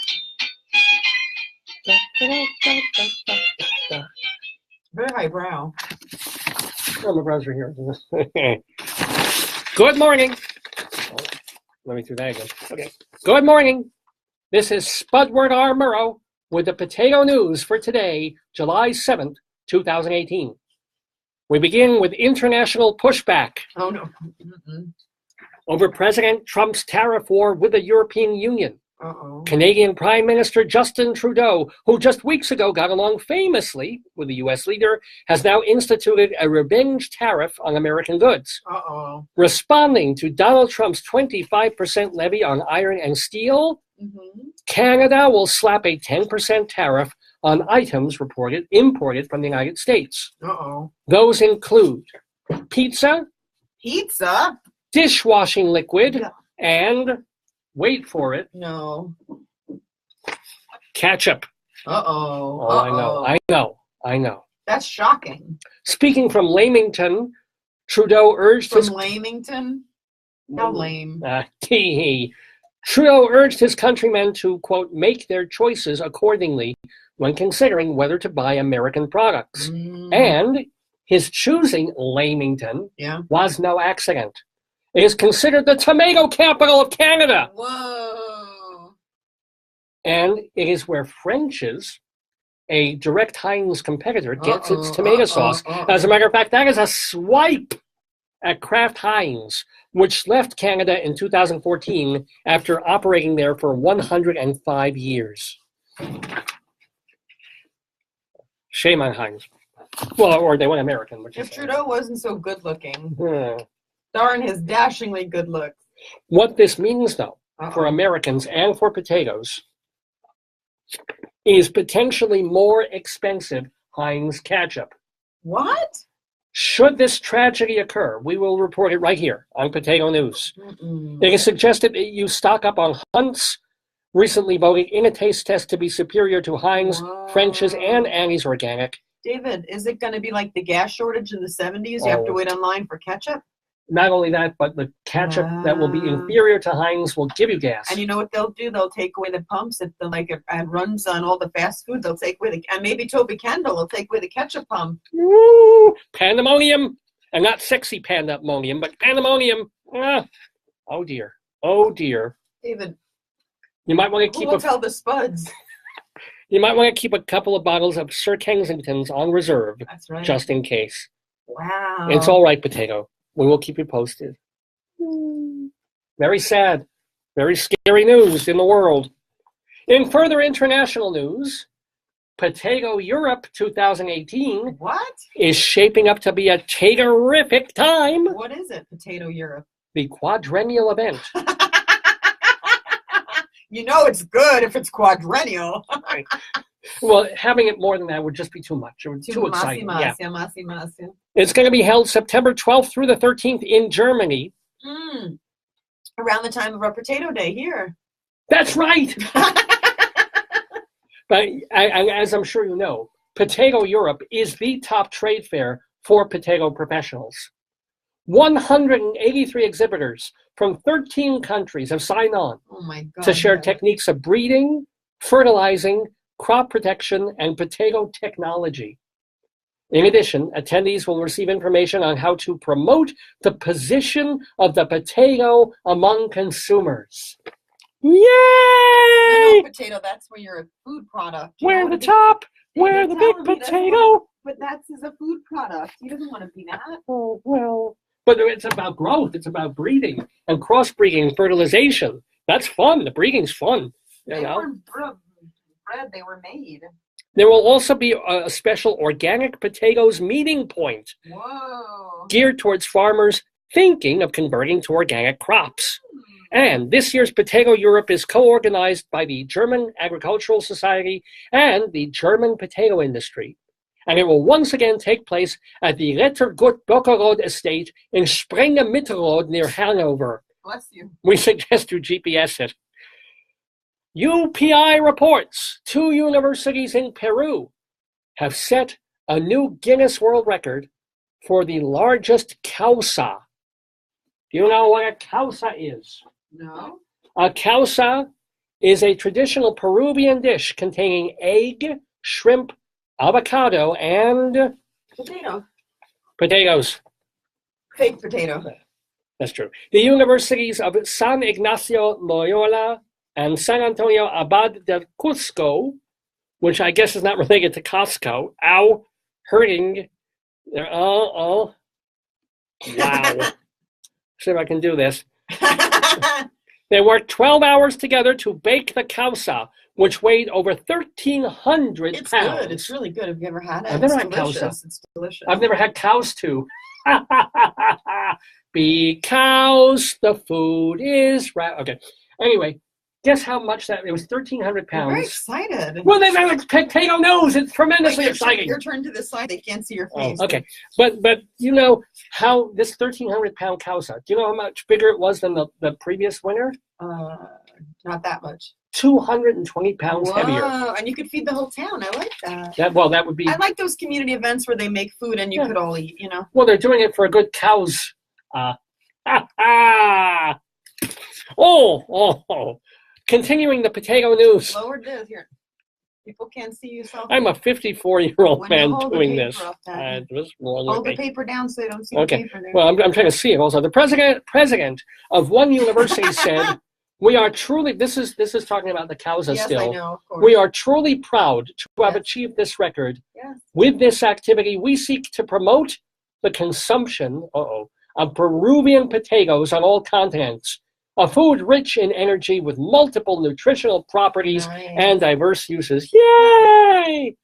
The school, this same Loyola school, or it was the other one, it was Abad del Cusco, previously broke world records for the largest quinoa, rocotos rellenos, I would like that. And olive salad. Ooh, the world's largest olive salad. I would love that. That would be like my heaven of Olive Garden. I would love it.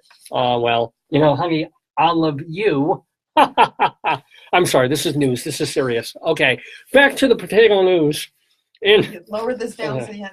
In domestic transportation news, this week the Idaho Potato Commission unveiled the big Idaho Potato 2.0. Whoa. Hi. Here, you should take one of these guys. Oh, yeah. These are the Idaho Potato Commission potatoes that they gave you. Ow, it's my head. Oh, see, it says, okay, so show the Idaho potato and turn around. It says the website. Wait, it's got to go this way. Okay. Show them the website. There you go. Joy! And this is truly a joyous moment in potato news, ladies and gentlemen, because, where are we? This is a 4-ton fiberglass potato that replaces the original giant spud that traveled 155,000 miles. Wow. And traveled to more than 7,200 cities over the last 7 years. God. The truck is still 28 feet long and 12 feet high. But the new potato is trimmer, streamlined, and 2 tons lighter. Whoa. The commission donated the original potato to Christy Wolf, a former member of the Tater team that travels with it. Nice. Ms. Wolf Yeah. will turn the old potato truck into a tiny house in Idaho. That's awesome. That's awesome. I could just die happy right now. Well, we can make you a potato tiny house. I would love that. Yeah. The new truck began its cross-country drive July 4th in Alameda, California, and will wind up in Oregon a year from now. Unfortunately, at the moment, there are no Colorado or New York stops for the truck, although there are 2 stops in Kansas, 1 in Idaho, naturally. That's close. We can go to Kansas. And 3 in Missouri. The hell? If that sounds... I think it's bribery. I think so. Well, if that sounds unbalanced, be aware that the truck's visit to Collinsville, Missouri on September 12th will be very special indeed. Collinsville is the home of the world's largest ketchup bottle. Oh, that's beautiful. What a nice, that's a nice pairing. And for 19 years, that town has held a world's largest ketchup bottle festival, birthday party, and car show. On September 12th? Yes. Wow. Alas, this year will be its last. Mike Big Tomato Gassman. Yes. Gassman is his last name. He told the St. Louis Post-Dispatch that he and his wife and fellow organizer Judy Ketchup Bottle Lady DeMoisy were victims of their own success. What? Last year, they said, was so big and fun, we felt we couldn't top it. Oh. We want to move on to other things, because last year's event drew nearly 5,000 people to the festival, which commemorates the birthday. It's like Sturgis. Check it out. This commemorates the birthday of a 70-foot-tall Brooks catsup bottle, and it's spelled C-A-T-S-U-P. Wow, very fancy. That sits on 100-foot steel legs. The bottle was built in 1949 as a water tower for the now-closed Brooks plant. That's clever. 20 years ago, Gassman and DeMoisy raised funds that restored the landmark, and in 1993, it came back. So as part of this year's final festivities, on September 12th, the world's largest Idaho potato truck, featuring Larry and the Tager twins, Woo! Very exciting. will visit the ketchup bottle. That's beautiful. It's like when King Kong and Mothra get together. You can't top it. That's right. Don't be sad. I remember men landing on the moon in 9/11, but this is just... Fix your nose. You got It's okay. Pull yourself together, Splitward. Here, hug him. Okay. It's okay. Moving on in potato news. Short-lived. Well, more sadness, but not really. Walmart has shoppers both confused and bemused by stocking and advertising Obeson Farms, easy to prepare, funeral potatoes. Oh, yes. Those are very confusing. We learned about this. And Mormons make it, right? It's a Mormon dish. The Deseret News reports that Mormon communities and families in Utah are perfectly familiar with this cheese and potato dish. Yeah. Isn't it like potatoes au gratin? Yeah, basically. It began as kind of a comfort food you bring during times of bereavement, but now it's served in all kinds of functions. It would have been quinceañera. Bar mitzvah, right? I'd like some cotton. Actually, wedding ceremonies. So goopy. It's like, son, congratulations. Here's funeral, but Dad, I'm getting married. Believe me, here's funeral potato. Ow, ow, ow, ow, ow. You didn't do so bad. Folks unfamiliar with the recipe for funeral potatoes tweeted messages like, quote, is Facebook's algorithm threatening me? What? And also, well, this idea of go buy funeral potatoes at Walmart. Or from Melanie Sepler of Artsy Cat Designs on Instagram, is it just me, or does anyone else find the name of this casserole mix disturbing? Well, Melanie, the mashing and dehydrating of potatoes is always disturbing. Hence the motto on the back of the bag, potatoes are to die for. Oh. And it is on the back of the funeral potatoes bag, apparently, yeah. So, to finish up the potato news for this Saturday, July 7th, looking at the weather map. That was me looking at the weather map. Where's the map? Continued seasonable heat in northern Colorado. Yeah. It'll stay in the mid-90s all week long with minimal chances for precipitation. So potatoes, wear your hats, drink and maintain your water levels, avoid contact with oils, and always check your peels for cracking and discoloration. This has been Potato News with me, Spudward Armorow. Good night and good growth.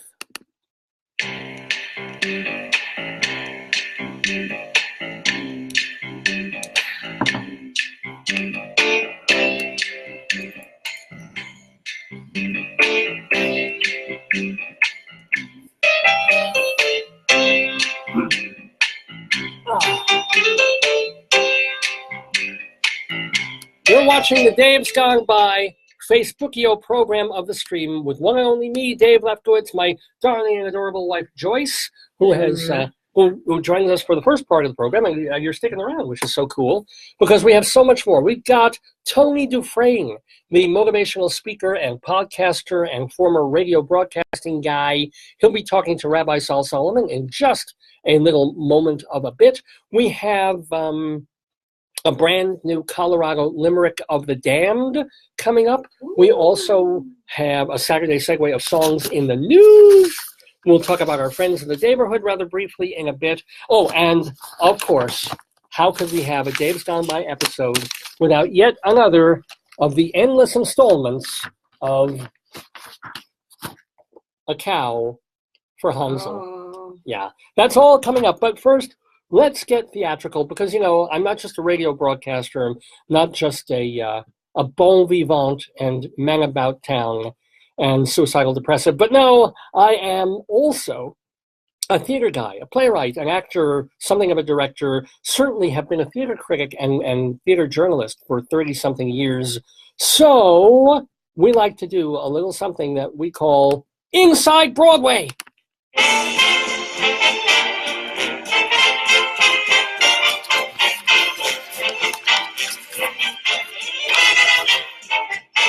Inside Broadway, a look at theater on and off Broadway and beyond. Brought to you by Total Theater and Performing Arts Insider. Curtain going up.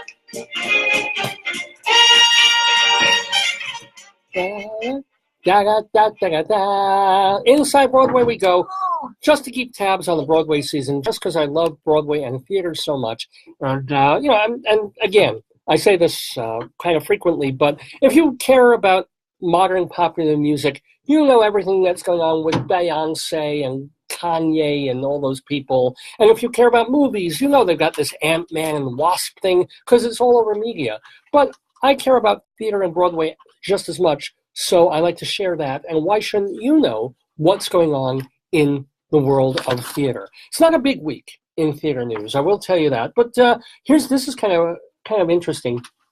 The New York City Council approved a $2.4 billion renovation of the DoubleTree Hotel on West 47th Street. What is this? Why is that even important? Here's the deal. On the ground floor of that hotel now, the ground floor of that structure is Broadway's Palace Theater. So what they're going to do is they're going to raise the theater 29 feet, essentially 3 stories up, to maintain it and then put retail underneath. Because even though Broadway brings in billions of dollars, more money than ever, makes more money than ever, and has more money in tourism dollars and commerce than ever, still, if you put a Broadway theater in a giant space on the ground floor, that's making a certain amount of money as opposed to, I don't know, a friggin' Walgreens. You okay? Which would make a whole lot more. So the good news is because so many of these theaters are protected and conserved, they're going to keep the theater. They're just going to jack it up to the 3rd floor. Kind of, I guess, like the Marriott Marquis when they built that thing. Anyway, in weird Broadway news, there's a comedy or a dark comedy that's going to be opening on Broadway in just 2 weeks. It's called Straight White Men. And there's all sorts of controversy about it, but it has nothing to do with the title. It's a play by young Jean Lee, a female author, which is great, female Asian author getting a play on Broadway. It's already started previews, opening on July 23rd. But here's the deal. Before the show started previews, they had their cast set. Tom Skerritt, you remember him from movies and TV, he was all set to star, but for personal reasons, he left the show. Okay, it happens. Previews went on with the understudy in the role, and then they picked their cast replacement, an actor named Dennis Arndt, whom you might remember from a play called Heisenberg with Mary Louise Parker a couple of seasons back. So fine, he's been rehearsing the role, he's been learning the part, he was going to go in and replace Tom Skerritt as the lead in this play. Well, go figure. Now, Dennis Arndt has had, shall we say, creative differences with the director of the show, Anna DiShapiro. She's a Tony winner for August Osage County, and she's directing this play at the second stage owned Helen Hayes Theater on Broadway. And now, so the second guy is out for the same part, Dennis Arndt. He's being replaced by the actual understudy dude, Stephen Payne. The good news is he's been in the show since it actually started preview, and it's that, a Star is Born thing. The dutiful understudy that everybody groans at when they make the announcement, so-and-so is going to star, and they have the sheet in the playbill. He's going to be the star. He's opening the show. Whether it will be a hit, whether it will survive people's speculation of, like, why can't they get this show together with a lead actor they can keep, hard to say. But at least the show is still scheduled to be opening. It's called Straight White Men, and it'll be happening in late July. If it doesn't, you'll hear it here on Dave's Gone By. And we have a little, speaking of kerfuffles, speaking of feathers being ruffled and kerfuffled in a hullabaloo and a shindig, I want to let you know that My Fair Lady is doing very, very well on Broadway. It did not win the Tony for Best Musical Revival, and I don't think it won any Tonys for that matter. And it looked pretty good on the telecast, except for that big ensemble number with bearded men dancing as women, which made absolutely no sense. But anyway, it's making great money. It's making like $1.5 million a week for Lincoln Center, My Fair Lady. So everything's going fine. Lauren Ambrose got wonderful reviews for her Eliza Doolittle. She's doing great, but it's a tough role. It's a role that is very demanding, quite a lot of demand on an actress's voice, not just because there's two different accents she has to use, but there's a lot of singing.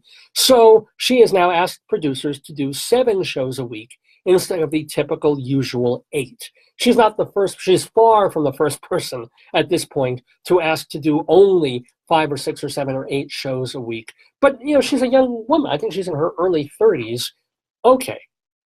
Well, someone who disagrees with that choice is her co-star, Dame Diana Rigg, who plays Higginson's mom in My Fair Lady. And she emailed somebody, I don't know who she emailed or how this email reached the press, but it did. And Diana Rigg wrote in an email, quote, "I learned, courtesy of a newspaper, that our leading lady will not be appearing in future Sunday matinees. It is time managements put their audiences first and insist on the old adage, slightly adapted by me, the show must go on with all principles," end quote. Diana Rigg was then later interviewed as a follow-up by the New York Post and said that, hey, when she was doing Medea back in 1994 on Broadway, it was her last Broadway show, I think, before this one, she had busted a vocal cord. And she took vocal lessons and modified the pitch of her voice and the placement, and she went on. So she's saying, look at these young whippersnappers. They're not trained well enough. They're too lazy. They want this. They want the weekend off. Come on, suck it up. Do it. And one can imagine it's a little frosty backstage at My Fair Lady these days between Lauren Ambrose and Diana Rigg. I feel 2 different ways about this, I have to admit. If I'm an audience member and I've already bought a ticket to a Sunday matinee of My Fair Lady expecting Lauren Ambrose to be in it, and she's not, and it's not one of those things where she's out sick that day, and it's an understudy, and you can choose whether to come back on a different day or stay and see the understudy. Now it's just an official thing. Somebody else is doing the matinees. Don't know how I feel, okay? And I'm also of the trooper mentality. I'll never forget we had the cabaret singer Maud Maggart on the program. And she was talking about, hey, what happens if you've got a cabaret show to do, and it's all you. It's you up there, and a pianist and maybe a bass player and maybe a guitarist, and you don't feel well, and your voice is shot, and it's bad all day, and you've got 101 fever. What do you do? And she said, well, there's something called Dr. Theater, where some endorphins, some antihistamines, whatever, kick in inside your body, and you just do it. You get through it, and then when it's over, you collapse.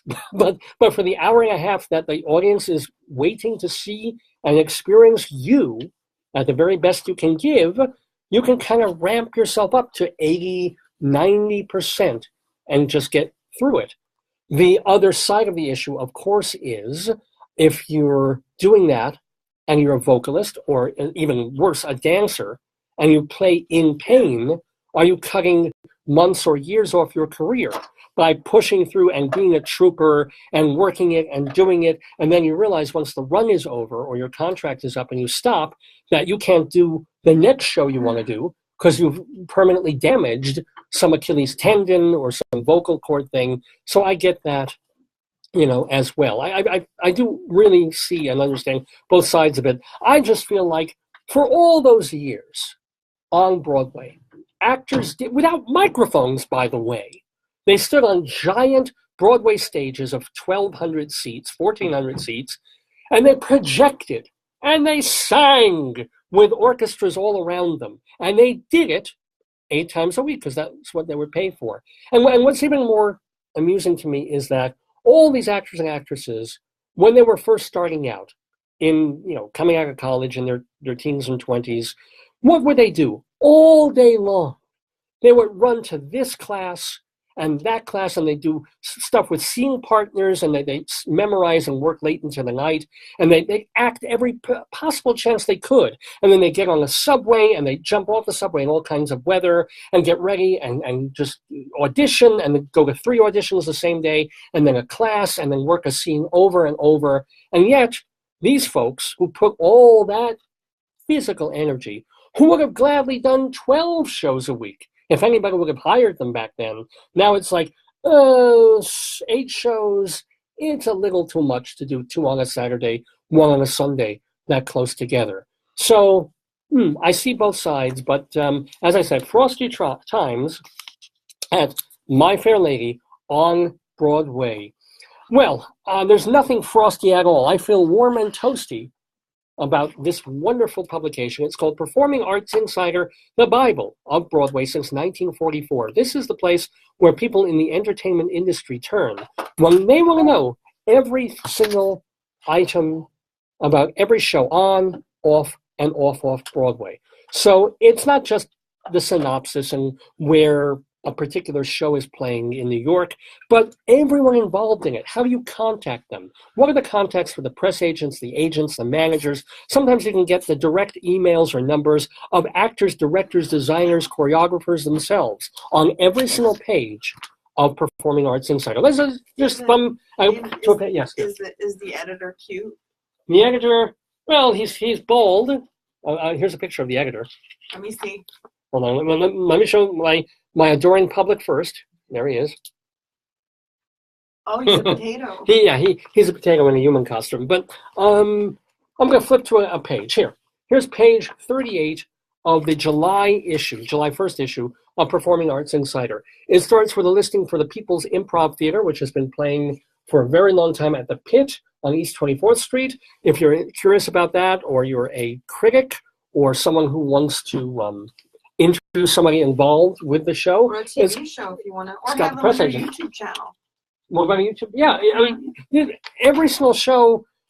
Point is that folks from late night talk shows, mid-morning talk shows, they use this publication because they know, somebody's in a Broadway show. We want them on our morning show. What's their agent's number? Oh, look, we can contact them directly through their email. Sexy Panda all here.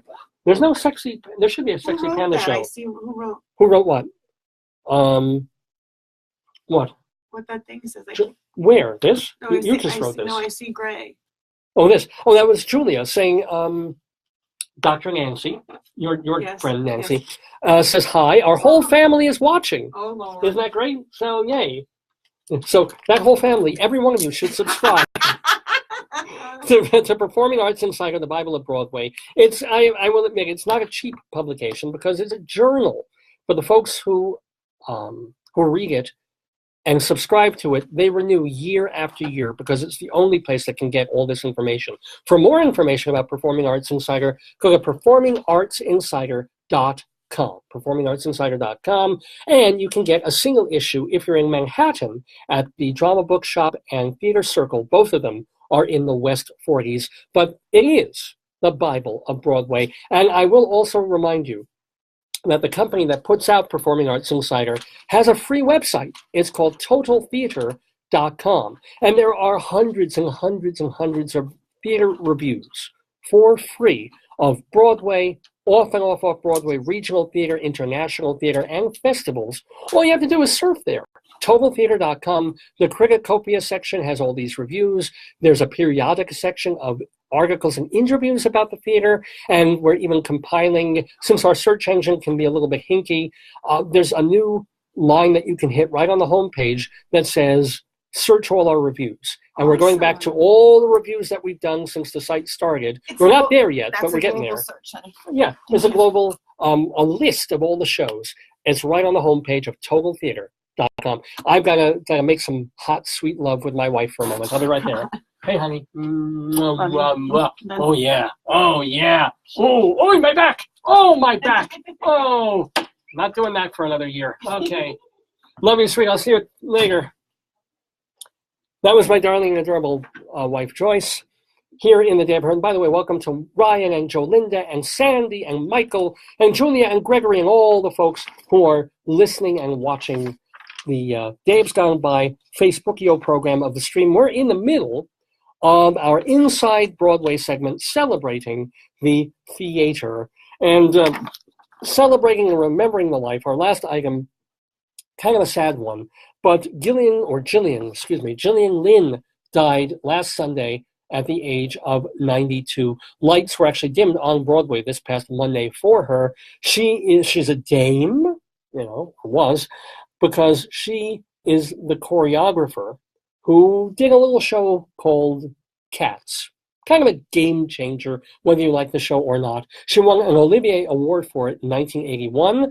She was Tony nominated for Cats in 1983, and she also directed, choreographed a little show called The Phantom of the Opera in 1988. The New London Theatre on the West End of the UK was recently renamed the Gillian Lynn Theatre, making her the very first non-royal woman to receive that honor. And Gillian Lynn, she did more than those two Andrew Lloyd Webber shows. She choreographed way back when in 1965, The Roar of the Grease Paint, The Smell of the Crowd, that was in the Anthony Newley show, Pickwick, How Now, Dow Jones, Aspects of Love, another Webber show in 1990, the 2005 Chitty Chitty Bang Bang. The revival of Cats in 2016 was based on her original choreography. So Gillian Lynn, a major force in choreography from the 1960s all the way up through the 90s. Shame that, she lived to 92, so Mazel Tov, wonderful. And here's a great story. Here's what I really want to share with you. And I didn't even know about this until I was doing, I think it was part of our master's degree, or this may have even gone back to the USC fellowship that I did in arts journalism. But they played a TED Talk, one of the early TED Talks, with Sir Ken Robinson, all these sirs and dames today, but Sir Ken Robinson, who's just wonderful as a speaker, he was talking about the arts and the importance of creativity in children and raising children and showing them what they're capable of doing. And as part of this longer talk, he told a story that had to do with Gillian Lynn of Cats. And we all found it really, really quite touching and moving. So this is that segment of Sir Ken Robinson from his TED Talk where he mentions the late choreographer Gillian Lynn. I'm doing a new book at the moment called Epiphany, which is based on a series of interviews with people about how they discovered their talent. I'm fascinated by how people got to be there. It's really prompted by a conversation I had with a wonderful woman who most people have never heard of. She's called Gillian Lynn. Have you heard of her? Some have. She's a choreographer, and everybody knows her work. She did Cats and Phantom of the Opera. She's wonderful. I used to be on the board of the Royal Ballet in England, as you can see. And anyway, Jill and I had lunch one day. I said, how'd you get to be a dancer? And she said it was interesting. When she was at school, she was really hopeless. And the school in the 30s wrote to her parents and said, we think Gillian has a learning disorder. She couldn't concentrate. She was fidgeting. I think now they'd say she had ADHD. Wouldn't you? But this was the 1930s, and ADHD hadn't been invented, at this point. So it wasn't an available condition. People weren't aware they could have that. Anyway, she went to see this specialist. So this oak panelled room, and she was there with her mother, and she was led and sat on this chair at the end, and she sat on her hands for 20 minutes while this man talked to her mother about all the problems Gillian was having at school. And at the end of it, because she was disturbing people, their homework was always late and so on, little kid of 8. In the end, the doctor went and sat next to Gillian and said, Gillian, I've listened to all these things that your mother's told me. I need to speak to her privately. So she said, wait here, we'll be back. We won't be very long. And they went and left her. But as they went out of the room, he turned on the radio that was sitting on his desk. And when they got out of the room, he said to her mother, just stand and watch her. And the minute they left the room, she said she was on her feet, moving to the music. And they watched for a few minutes, and he turned to her mother, and he said, Mrs. Lynn, Gillian isn't sick. She's a dancer. Take her to a dance school. I said, what happened? Said she did. I can't tell you how wonderful it was. We walked in this room, and it was full of people like me. People who couldn't sit still. People who had to move to think. They did ballet, they did tap, they did jazz, they did modern, they did contemporary. She was eventually auditioned for the Royal Ballet School. She became a soloist. She had a wonderful career at the Royal Ballet. She eventually graduated from the Royal Ballet School, found her own company, the Gillian Dance Company, met Andrew Lloyd Webber. She's been responsible for some of the most successful musical theatre productions in history. She's given pleasure to millions, and she's a multimillionaire. Somebody else might have put her on medication and told her to calm down.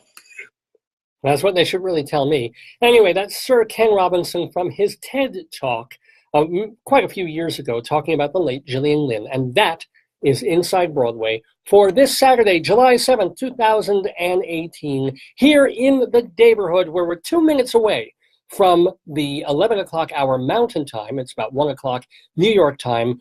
I'm Dave Lefkowitz, name of the program Dave's Gone By, the website davesgoneby.com, the email address davesgoneby@aol.com, the Facebook page facebook.com Radio Dave Lefkowitz. So tell your friends, because in less than a moment, we're going to have our very special guest, motivational coach, former radio broadcaster, former Disney World worker, and very great raconteur and speaker, Tony Dufresne.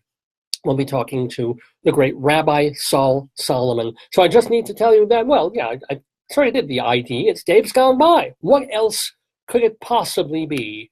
Welcome to the Rabbi and to Tony Dufresne. Hey, this is Tony Dufresne, PhD, from the Surrounded by Idiots radio podcast and book. And I'm talking to Rabbi Saul Solomon on Dave's Gone By. Oh, shalom, damn it. This is your old pal, Rabbi Saul Solomon, founder and spiritual leader of Temple Sons of Bitches in Great Neck, New York. And being a rabbi, I'm something of a help giver, an advice giver, a caregiver, which makes me somewhat qualified to talk to our special guest today. He is a life coach, a personal trainer, an author, and a podcaster. He has written a book that I certainly identify with, Surrounded by Idiots, which is also the name of his podcast. Please welcome, with theatrical applause to the neighborhood, Tony Dufresne. Shalom, Tony. Oh, shalom, Rabbi Saul. It's such a treat to talk to you today. Oh, and likewise. But Dufresne, are you French in origin? Where do your peoples come from? It's actually French-Canadian, because my family on that side was from the UP of Michigan, and so that's kind of in that general area. Oh, I know the UP, because I was at my urologist the other day, and he said, UP? And I said, as often as I can. That's comedy right there. Hold on, you have to hold on for my laugh break there. Oh, I will. I always hold on to things. But, is there any Jew in you at all, or is it more like Canadian Catholic Francophone? Yeah, it's actually the latter. I've got so much Catholic guilt around. Maybe I should convert because it's a little too much on this side. Maybe it's a lot better on the other side. Now, Tony Dufresne spent a good chunk of his early years basically in school. You're an academic. You have, you even say your PhD after your name. So did you feel that you would basically stay in an academic world and career? Oh, absolutely not. As a matter of fact, I barely got out of my undergrad because I found out that I was doing the wrong thing. I ended up with a finance degree. All things back in the day. Once I got out of that, I realized I was not in a place where I wanted to be, and it took a number of different lives to get to the point where I finally, 10 years after that, I went back and decided to get my master's in psychology, and then from there, it kind of went along, and I decided to go for a philosophy degree, and that's where I ended up. Gewalt! Who goes for a doctorate in an actual philosophy? What good is it? What do you do with it? I put it on the back of my name, and it gets me 10% off at my nearest Circle K. Believe me, I'm all for education, but seriously, you have this doctorate in applied philosophy. What did you do for your dissertation? Did you apply philosophy to something meaningful? I did, actually. My dissertation is a long, terribly academic and boring name, but basically what I did was I took stories of finding meaning and finding purpose, and I created them in an anecdotal or an easy-to-read and understand way. And then I promoted it. I had a website project, and I promoted it on the website, and then they graded me in terms of how effective that was. That was my dissertation. Now, who is your favorite overall philosopher?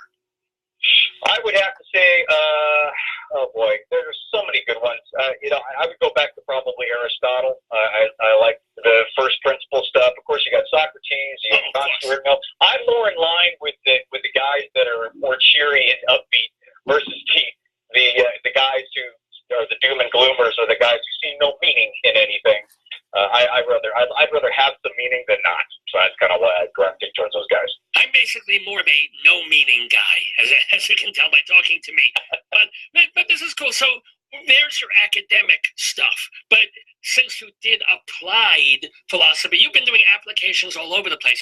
What's interesting is so often on this program, I end up talking to people who are actors or directors, they're filmmakers, and boom, from like 8 years old, they're singing, they know what they want to be, and they follow that path. They maybe have one or two little side careers or jobs as waiters and waitresses. But for the past 30 years, all they've been doing is what they knew they were going to do right from when they were kids. You bounce around like a pinball. So tell us a bit about what you've done career-wise. Yeah, well, first of all, I have to say for the record, I hate those guys. I hate those guys that know what they want to do when they're 2 years old, because most of us are out there, we don't know what the hell we want to do. Then we think we do because our parents tell us something, and then that ends up not being the case. And then our minds are just a big soupy mess, and then we try to bump our way through. And that's exactly what happened with me. I actually started out, and I really had a love for the arts. I've been doing music since I was 6 or 7 years old and playing guitar and different instruments and being in bands, and I always loved that part. But my upbringing was pretty conservative and pretty middle class in regards to, you got to get out there and you got to get a good job, and that's the direction. So I just kind of went along with that. But I understood when I got into my first year of undergrad at college, that wasn't going to cut it for me. And so I just decided to basically blow my life up and self-sabotage myself to where all the things I started, because I started a business right after I got out, and I just blew it up because I couldn't take it anymore. What was the business in that first one? The business was actually real estate appraising, because I started that when I was going to college, and because I had a friend of mine that was doing it and wanted some help in that. And I thought, it was one of those things where, you always fall back into something. I never chose it. It just sort of came about because I was waiting tables and I was in my band, and this is at the time right after, because I used to work at a radio station in LA. Well, we'll talk about that too, but let's stick with the appraising of houses. Why was that not a good career move back then anyway? Because, well, it was a great career move if you wanted a good, solid career and you wanted to make some money. Because when I first got out and started my own business in appraising, I was making a lot of money as a 23-year-old kid. Too much, basically. But that's the whole thing about you get into something and then you have the money that you always thought that was going to do it for you. You always thought that having that and getting a place and buying a boat or doing all that stuff or traveling all over the place is going to be fulfilling. And I started doing that, and I realized this is not fulfilling. There's something really wrong with this. And the wrong thing was I wasn't doing what I felt as though I was here to do. I wasn't, that thing that you just can't put your finger on, but you got to do something that's going to really get you hook, line, and sinker. And I knew from day one, really, that wasn't the case. My whole thing was I just wanted to do it temporarily to make some money to pay off some loans and then figure out what the hell I was going to do. So in some ways, it was a wise move. And when you had to get out of it, as you said, you blew it up. And then you moved on to... And then I moved on to, then I decided to go into my grad degree in psychology. So I went to Pepperdine and because I wanted to go into, because I knew for a fact at that time that I had a kind of an interesting connection with people that I could read them pretty well and I could understand them very well. And it was sort of a natural instinct that I had. And that just fascinated me. And I had such a passion for that, such a passion for helping people in that instrument or using that vehicle. So that's when I decided to go back into night school. And at the time, as a little backstory, I was a single dad. I was taking care of my daughter. Oh. And when I went back to grad school, because my first marriage, we got married, and we were married for about, 10 minutes. And we had our daughter. And then my ex-wife decided that she really didn't want to be a mom or a wife in that order. And so then I was raising my daughter, and she was probably about 7 until about 7 years old, when I felt as though it was okay for me to now, take another step. Because the last thing you want to do, and this goes back to what you were saying, it was a good move to do the appraising thing. It was a good move to get into real estate, just for the fact that it created a good, solid foundation for me. And you paid off some loans. There are people who are 70 years old, they're still paying off their college loans. Oh, yeah. I did. My daughter always says, she's gonna. The loans are gonna outlive her. Yeah. But it was a great thing, and there was a reason. There's always a reason for certain things to happen, and that did. It provided us a place where I could have the money to pay the bills and have a house, and at the same time go back and to follow my passion, my purpose project. So, did you think you were going to become a shrink? Yeah, that's what I wanted to do, and that's another little interesting term, because I got into the PhD or the grad program to specifically go on to get my PhD to be a psychologist. That was the plan. However, it's like anything. It's like once you get into something, then you realize, well, wait a minute, I didn't know this about this. But you can't know that until you get in it. Right. And so once I got in it, I saw a lot of interesting things about therapy and about the system of therapy that I was not on board with at all. And because it's very political, and there's and the insurance stuff, and it's very limiting, and there's only certain things you can do. I wanted to just go nuts and to do as much as I could for whomever I was working with. I think going nuts would not be the best phrase to use if you're going into psychotherapy. If you think about it, only with clients with a sense of humor, right? And that's about a 50-50 shot. Typically, it's pretty fun. What time? Here's a question for you, though. So yes, we keep coming back to the money thing. You made some nice money as the real estate guy, but now you're paying for college. You're paying to go get a master's degree in psychology. You think you're going to be a psychologist, which makes good money, but you're not going to do that. And you're raising a kid. How are you paying your bills?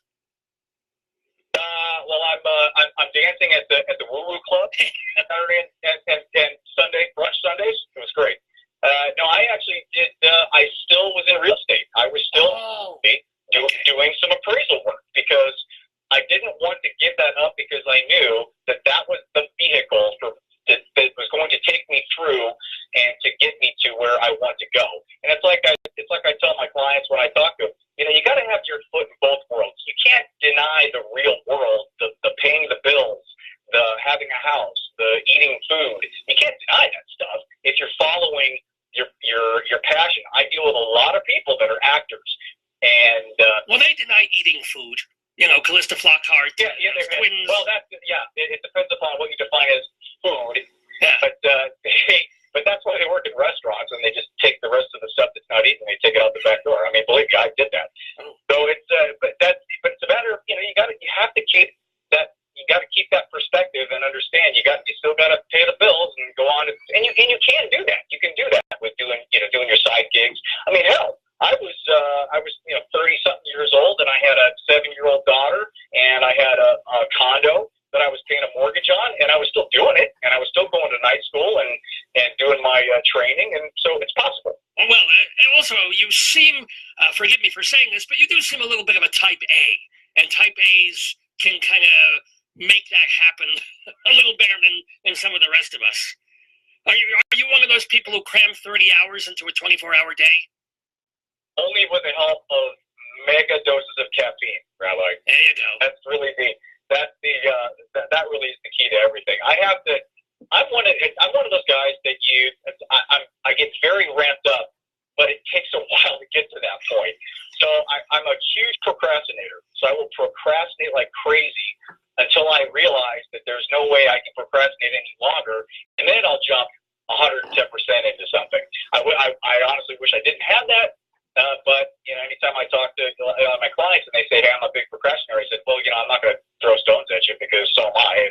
And it's just a matter of trying to work through it and getting past that so you have a little bit of a time where you can be productive and do the things that you want to do. But, yeah, I don't know. It's a high wire act with me. Okay, no, fair. But so you blazed through, you pushed through, and you got that second degree in psychology, and then you decide, nope, not for me. Then what? I did. I actually went to the one thing that made the difference was I was going as a candidate, a PhD candidate. I was going for an interview at a college in LA because I'm originally from Southern California. So it was in like Azusa or LA. I can't remember the college exactly. I wouldn't say it anyway. But so I was there, and what they do is they have 3 candidates sit there, and they have 2 professors ask you questions back and forth to determine if they want you in their program, in their PhD program. So we're sitting there, and it was probably about 4 o'clock or so, and I know it was the end of the day. But this guy, the one guy, one of the professors, wouldn't look at anybody, would throw out his questions and basically stare at the ceiling. And I think I did this on purpose, but I actually said, he asked me a question directly and actually said, do you really even care what my answer is going to be? And I think that, first of all, right then and there, that didn't go well. No. That was a lead balloon in the room. Clearly, I didn't endear myself to him, because I thought, well, hey, maybe it's a test. Maybe because we are psychologists, maybe, and maybe they're doing a little test on us. And it was not a test. And I did not get asked to the program. And it was right then and there that was kind of the straw that broke the camel's back.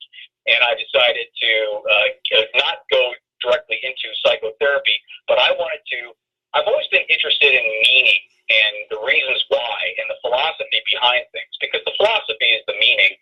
The psychology and the therapy is more of the symptomology, dealing with symptoms and treating and curing things. But the basis of everything is meaning. So that's why I just decided to kind of go that route, especially after reading Joseph Campbell, perhaps? No, I love Campbell. It was Viktor Frankl. Oh, okay. The meaning, which is an amazing book. And he was a concentration camp victim, and he got down to really discovering it's called logotherapy. And he created it. He created his own philosophy. So after reading that, I realized that's what I wanted to do. And so then I decided, I think the best thing to do is to combine them both. Combine the therapy along with what you can find from psychology, along with philosophy and meaning and understanding, so you can really create your own little map of what you want to do and what means things to you and prioritize that and then move forward. So you are a life coach. You help people when they come into your office for a session. What do they see on your walls? They see, obviously, the college degrees, but do you have some kind of license or something that say, hey, I can practice so-and-so? That's That's the big twist in the life coach thing, and that's why I don't call myself a life coach. If you ask anybody out there, and that's the problem. The problem is the life coach. Anybody can call themselves that. You can send in 3 box tops and 39 cents to someplace, and they'll send you back a diploma that says you're a life coach. There really isn't a way to keep that in a more professional setting, and that's why I don't call myself that, and that's why I refer to myself based upon my academic background. And depending upon who I talk to, and that's the hardest part about this, and even Tony Robbins has gone through a number of transitions, and he's the biggest motivational helper guy out there, but he's called himself a life coach and a transition coach and a transformation coach, and I think he's calling himself a breakthrough coach now, or business coach. So it depends upon what people come in to me for. Usually I say I'm a millennial mentor because the people that I work with are young adults, and most of the time they're going through transition. It's the quarter life crisis. It's getting out of school and getting into adulthood. I hate the term adulting, so I'm not going to use that, but I just did. Okay. Going into that process, and they're just confused and they don't know. There's a lot of things that they weren't taught, and I just found that to be a very, very satisfying position for me to be in as a mentor, because I've been through it all. I've been through 1,000 different lives. I've been through 100 different jobs. I've been bankrupt twice. I've had 5 different businesses. And it's taken me a long journey to figure out what I want to do. And I got to tell you, at this point, I couldn't be more fulfilled right now, making all those choices. I mean, 10 years from now, it could be different. 10 years, you could be so bored off your ass, or maybe half your clients end up committing suicide, and you're like, maybe I was not so good at this. But for now, it's perfect for you. Right. Exactly. And that's the best part about it, though, isn't it, Rabbi? The fact that you can you can redefine things. You can redefine yourself. You can choose a different path if you wish. And that's the best part about all of this, is because this is a journey. This is not you get someplace and then you start a campfire and then you just kick it, and then the rest of your life is just sitting around this one campsite. It's about going different places, doing different things, and experiencing different things, meeting different people, having different perspectives. That's what I love about it, and that's what I talk about in my book, and that's what I talk about in the podcast, and that's what my clients. I think what my clients like is my perspective, is the fact that you shouldn't be limited. You should be able to do what the hell you want to do. Well, now you should explain the context of the title of your book as well as the title of your podcast, Surrounded by Idiots. I don't know if I would look into a therapist or a coach who has that attitude that, if we're both in a room together and he's surrounded by idiots, that must be me. So you better explain it. Yeah. Which I get every time, and I most of the time I have to say present company excluded, but and then I just say But if you read through the book, the thing is that I honestly don't know one person who hasn't said that. Of God's honest truth. I mean, there hasn't been one person that I've talked to that hasn't said that in their mind or to somebody else, because it's just, that's what we think sometimes. We just think, people don't understand me, or I don't understand the world, or what the hell's going on, or why is that guy not using his turn signal, for Christ's sake? All it takes is just a flip of the that's all I want. A flip of the finger, make a left turn, you're good, man. You're all good. But no, he doesn't do that. Why? Who the hell knows, right? That's funny. That's why. Yeah. So the whole point of Surrounded by Idiots, though, really is, and I'll give away a little bit of the thing about the book, because I talk about it in like the first 5 pages.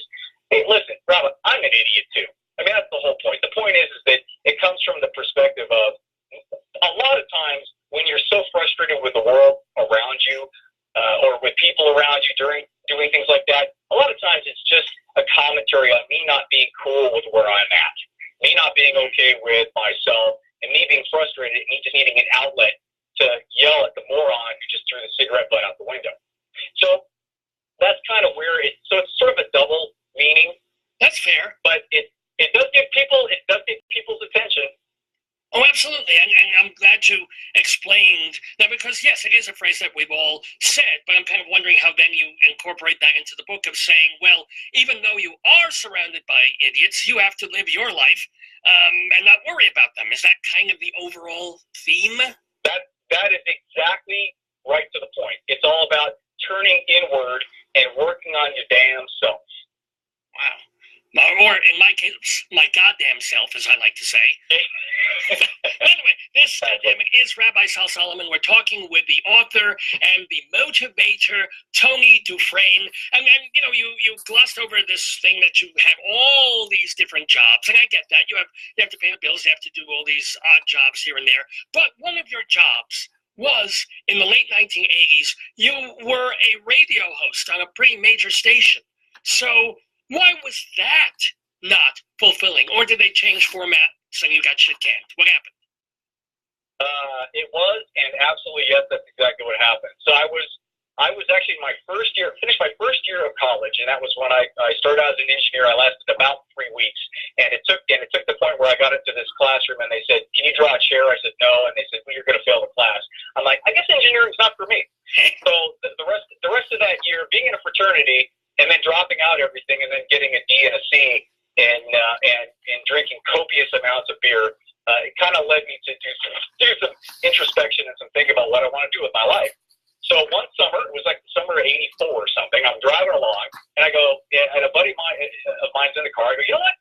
I want to work in radio." He goes, "Oh, okay." He goes, "Well, what are you going to do?" I go, "I don't know. I'm just going to go down to the station and see if they need any help."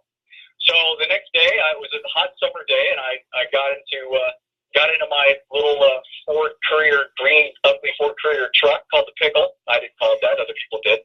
And I rolled down into Long Beach to the Farmers and Merchants building where KNAC was, 105.5 KNAC in Long Beach and Los Angeles, and rolled up to the reception desk, and I said, "Hi, I'm Tony, and I want to work here. What can I do?" And the receptionist kind of looked at me like I was out of my mind. Yeah. And I said, "I'll sweep. I'll just do whatever you want me to do." She goes, "Well, we don't have anything like that." She says, "But we do have an internship through Long Beach State," because they were pretty close to Long Beach State.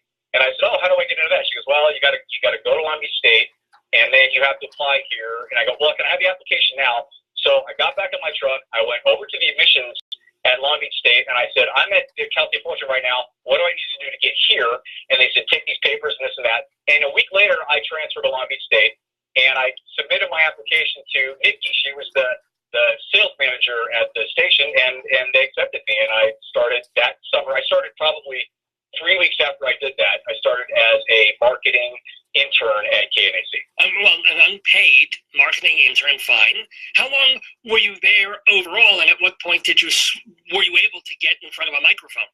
They kept me in sales for 2 weeks, and I hated it. But what I did was I was there all the time. And this was still when I was working at Disneyland, because I had a job at Disneyland. So I was still working there, and being transferred over, I had to take a summer class. So I was taking that. So I had one job, I had a summer class, and I was at the radio station I was literally there 24 hours a day. Well, no wonder you were a lousy salesman. Salesmen are supposed to be out getting on calls and taking people to lunch. No wonder you sucked as a salesman. Yeah. Oh, I just sucked. I am the worst salesman of all time, and that's a whole other story. But I was just because I was there because I just wanted to get to know people, and I wanted to understand how it worked, because I didn't want to be in the sales department. I wanted to be on the radio. Of course. I wanted to spin the radio on and do that. So after being there for about 3 weeks, being there all the time, I got to be really good friends with Jimmy the St. Christopher. He was a program director there, and it just so happens that his intern was leaving, and this was still in that first 4 weeks that I was there. She left. He brought me in, and now all of a sudden, within a couple 3 weeks, now I was the programming intern. So I was a programming intern, and I still stayed there the whole time. School started, and it was about 3 months after that, maybe 4 months, that he brought me on as assistant program director. And it was a meeting that they had. They had a meeting. It was an on-air talent meeting. Oh. They had it like every Tuesday afternoon or something.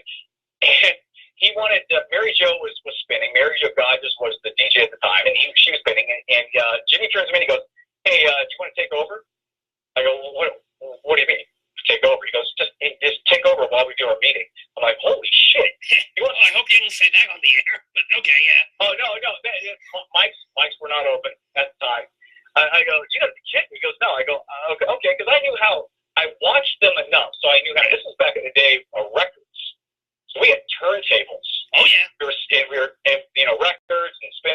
Did you have carts? Remember carts?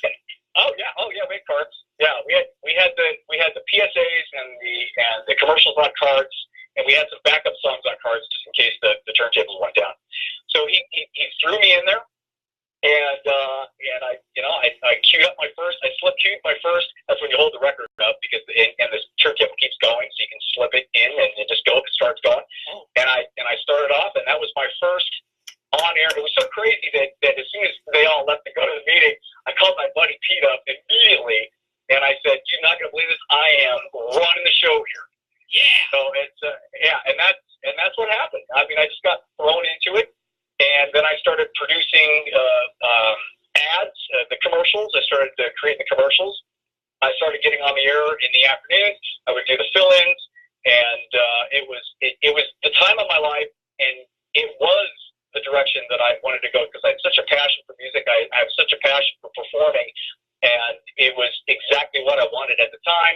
And a year or so later, got canned because they changed format to hard rock, and they wanted to boot everybody out. I looked for jobs. I was only 20 at the time.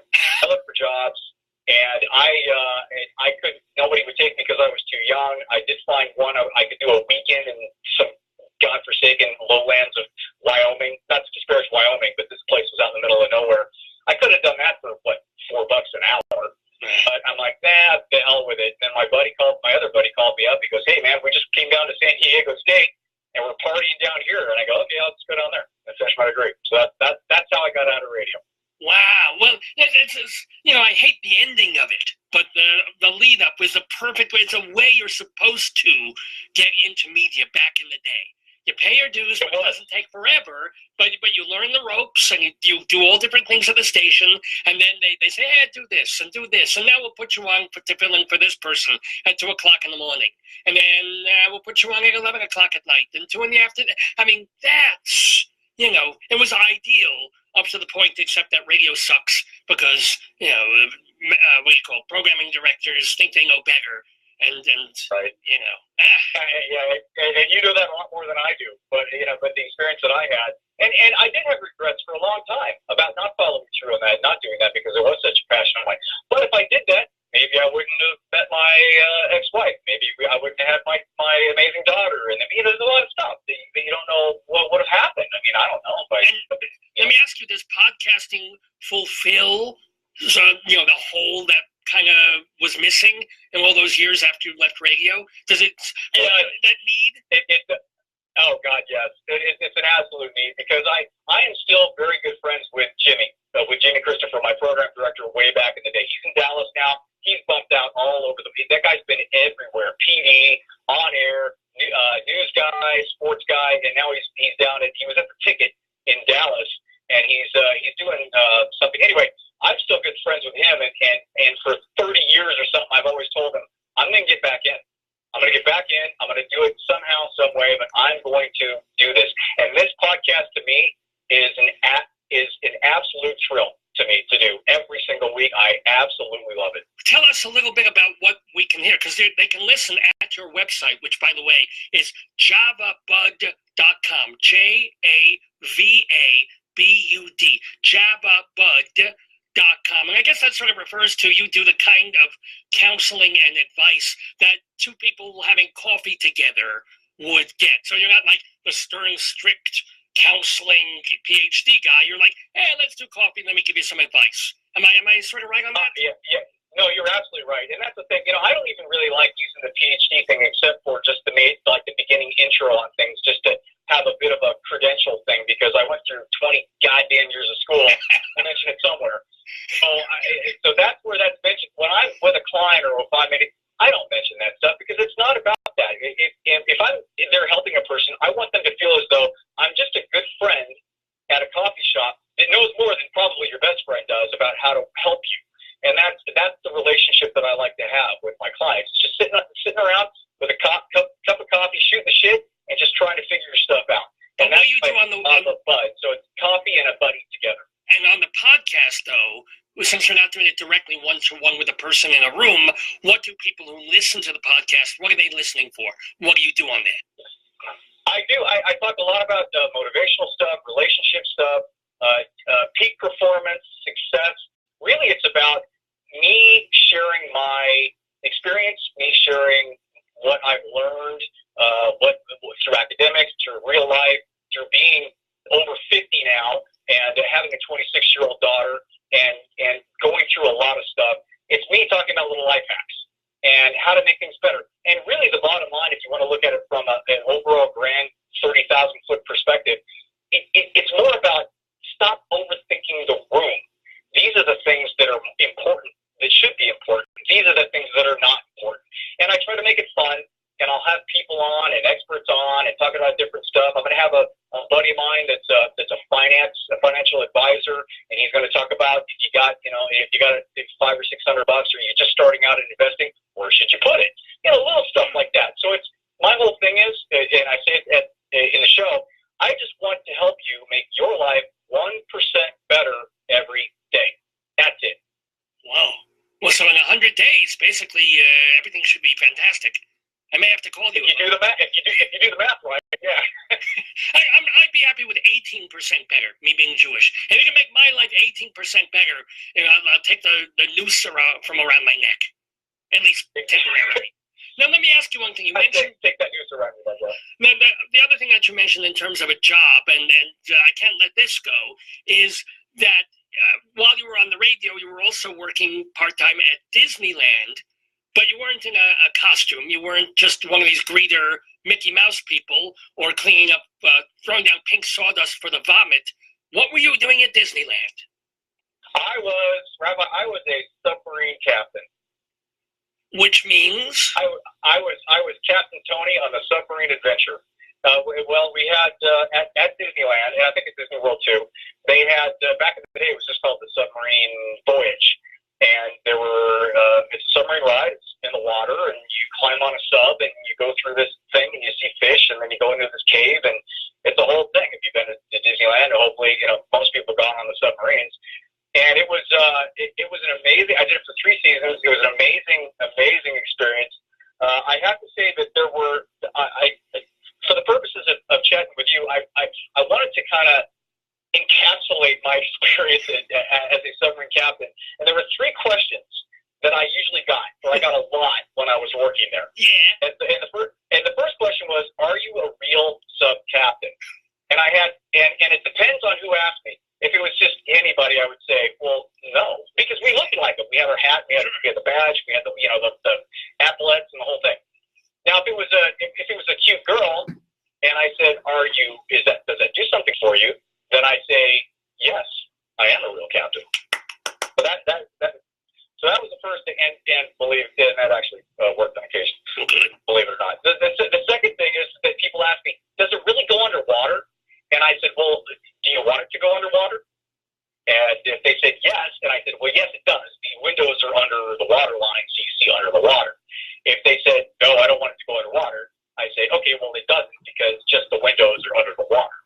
Oh, so the top of the thing is still, it isn't completely submerged? Because I've never been on this side, Yeah, because if you see pictures of the submarine voyage, even to this day, because now they have the Nemo, they do the thing with Nemo on the voyage. And actually, I've been on there a couple of times, and it's a cute little show. I mean, it's not bad how they kind of reformed it into the Nemo thing.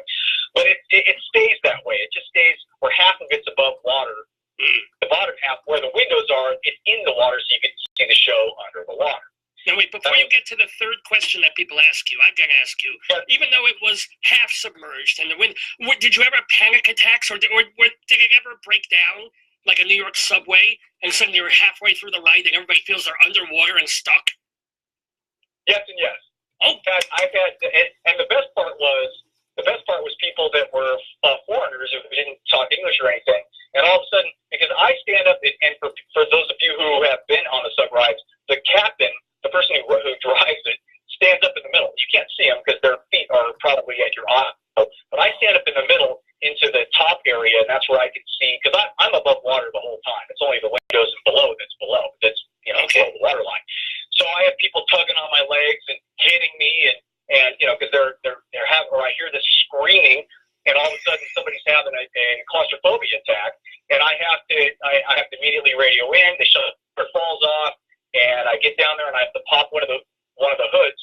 and either the back or the front, and I've got to bring them up to there. I can't open it all the way because I've had a couple times where they tried to completely climb out. Sure. If you're having a panic attack, you're going to get out of there however you can. Yeah. In the middle of the lagoon, right? So I had to hold on to them and make sure. But I put them at the top of the steps and cracked the hood open, and then they got their stuff together. And there was only one time where I had to go the rest of the ride with the hood cracked, and just to get them out and have their family keep them in the boat while I got this thing out. That didn't happen that often, though. The worst part was being in there during a very, very hot July or August day, because all of the ventilation from 37 people rise into my little teeny alcove. So it was.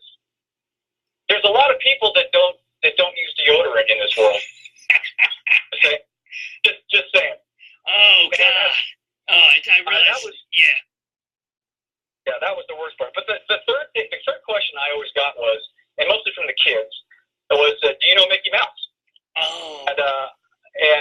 I actually said, well, we share a break room, so I get to see him take off his head and light up Marlboro Red and rant about how he only has 2 years left on his retirement, but he just doesn't know if he can hang on that long. Good for you. Good. I mean, I'd be even worse. I mean, yes, I know him intimately and biblically. And then right? Have mommy and daddy explain. That would be amusing. Wouldn't that be Minnie Mouse? Or, in fact, I would probably prefer Daisy, but then that gets into a whole other realm. Yeah, she makes me hold her ears. I don't know what that is. God. We're talking with Tony Dufresne, who is a life motivator, an author, a podcaster, a personal trainer. Speaking of personal training also, you're in very good shape. You said you're over 50 now. You do not look it. But the funny part is that people go looking for you on the interwebs and other places besides your website, jababud.com. There is another Tony Dufresne, and he's like this muscle-bound weightlifter guy. Are you related? Have you ever met him? Do you get his mail? No, I don't, but it's funny because my girlfriend's mom, my current girlfriend's mom, about a year and a half ago when we first started dating, she went internet snooping on me and found that. And when I first met her, she goes, "Oh, so you're from Cleveland?" Because he was from Cleveland apparently. And I said, "Oh, no, I'm not from Cleveland. Where'd you get that?" She goes, "Oh, well, when you were bodybuilding and stuff." I'm like, "No, different guy, totally different guy." Although it is interesting that we both share a passion for fitness, and I've been a certified trainer for forever. But I'm not like that dude. I mean, that guy's just yoked. He's like performance, stage stuff, and I've never gotten to that point. But we have gotten confused for people who are trying to do a little internet snooping on me. Well, you don't have to snoop. Just go to his website, jababud.com. Before we let you go, Tony, we do want to talk a little bit about this group of people that you're really most interested in, and this idea of millennials.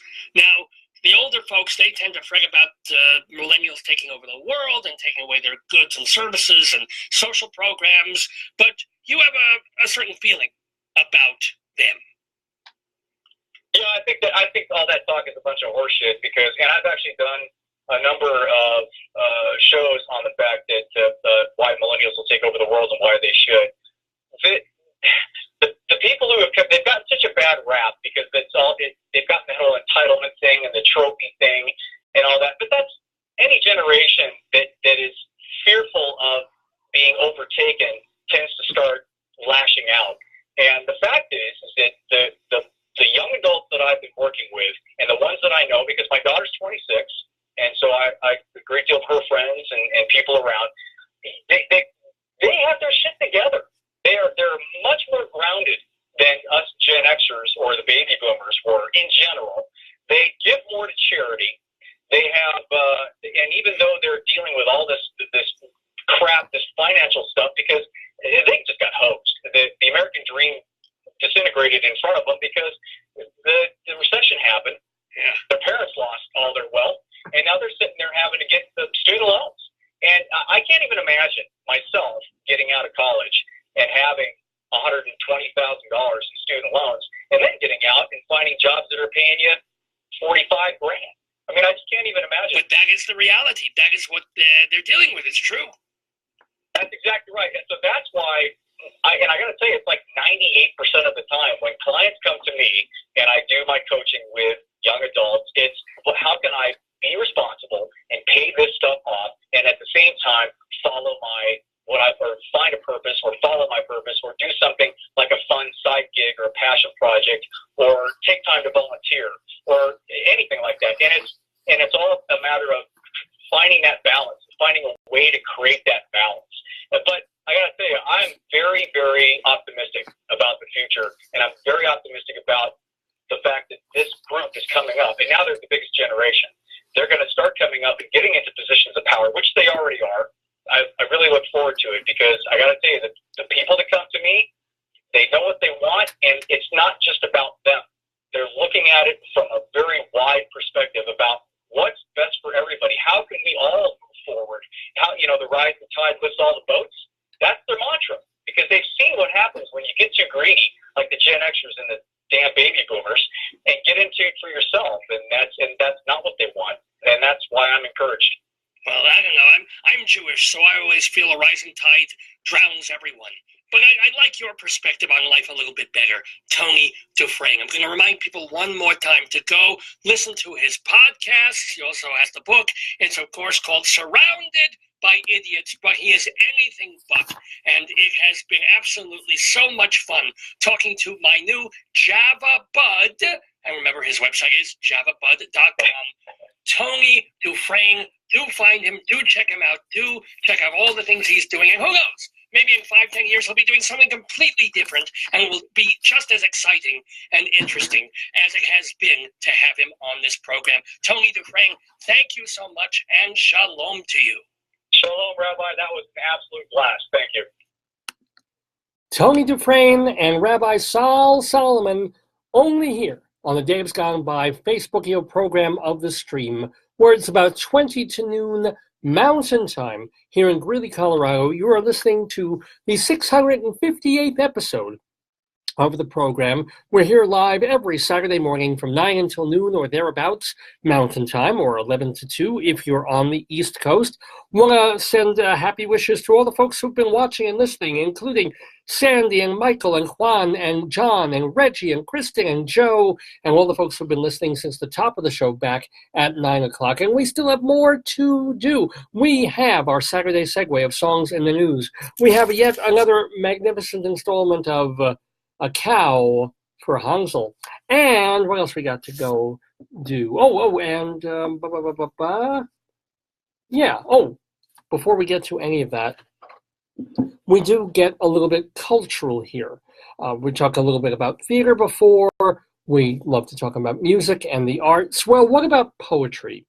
For the past few weeks here on Dave's Gone By, we've made it our business to do a poem, a limerick, as it happens, because we're in Colorado, and it occurred to me there ought to be a poem about every possible city or town in this wonderful state.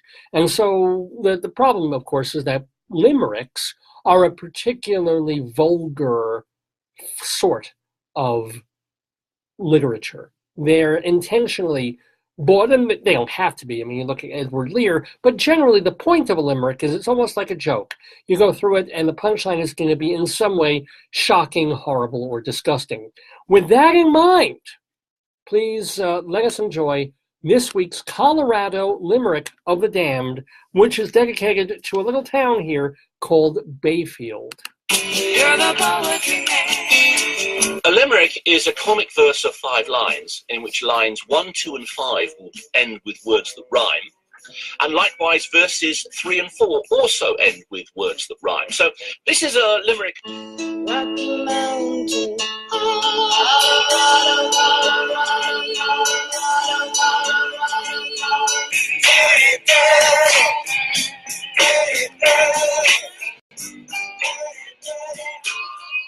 Ah, yes.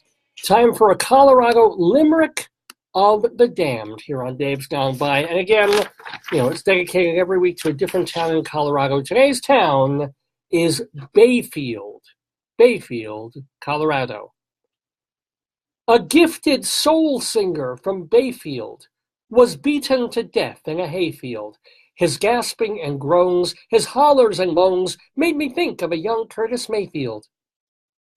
Yes, that is our Colorado Limerick of the Dam, ladies and gentlemen. Please send your complaint letters to davesgoneby@aol.com, or you can message me right here on Facebook. Radio Dave Lefkowitz is the Facebook page. And just a reminder, please tell your friends it's one of these weird Facebook things where for a while I'll get maybe one friend request per week. And then over the past 2 weeks, it's just been this explosion of people. And I don't know if it's because we've had some fairly well-known guests on recently, like Wilson Germain Heredia from Rent, or we had Karen Finley, the very famous performance artist, and her friends and his friends, and those folks find us on Facebook, or if it's just this weird Facebook thing where they're suddenly recommending me as a friend to all these other people. But now I'm getting 10 or 20 friend requests a day, which is wonderful. And if they're real, I add them. And we have now about 4,700 friends and followers of the Dayberg. I think that's wonderful. 5,000 is actually the topper. If we end up hitting 5,000, I'm going to have to dump some people to let some new people on, which kind of sucks. But just letting you know that we still have room for some more. So if you know someone who would really enjoy this show, let them know that we're here every Saturday and send them to this Facebook page, and make sure that you and they don't just like us, don't just make us friends, but put us as follow first, which means that whenever we go on live or post anything, it goes right into your messages in Facebook. And it tells you, hey, Dave just posted something, or Dave's live on camera now. Don't forget, it's Saturday morning. Join him in the neighborhood. That would be really, really great. But Dave's Gone By is the name of the program, and the segment that we're doing, and it's one of my favorites because basically I don't have to write or invent anything. Somebody else has done all the hard work. Her name was Erna Holier, and the name of the segment is Storytime. Tell me a story, tell me a story. Tell me a story, remember what you said. You promised me, you said you would. You gotta give in, so I'll be good. Tell me a story, then I'll go to bed.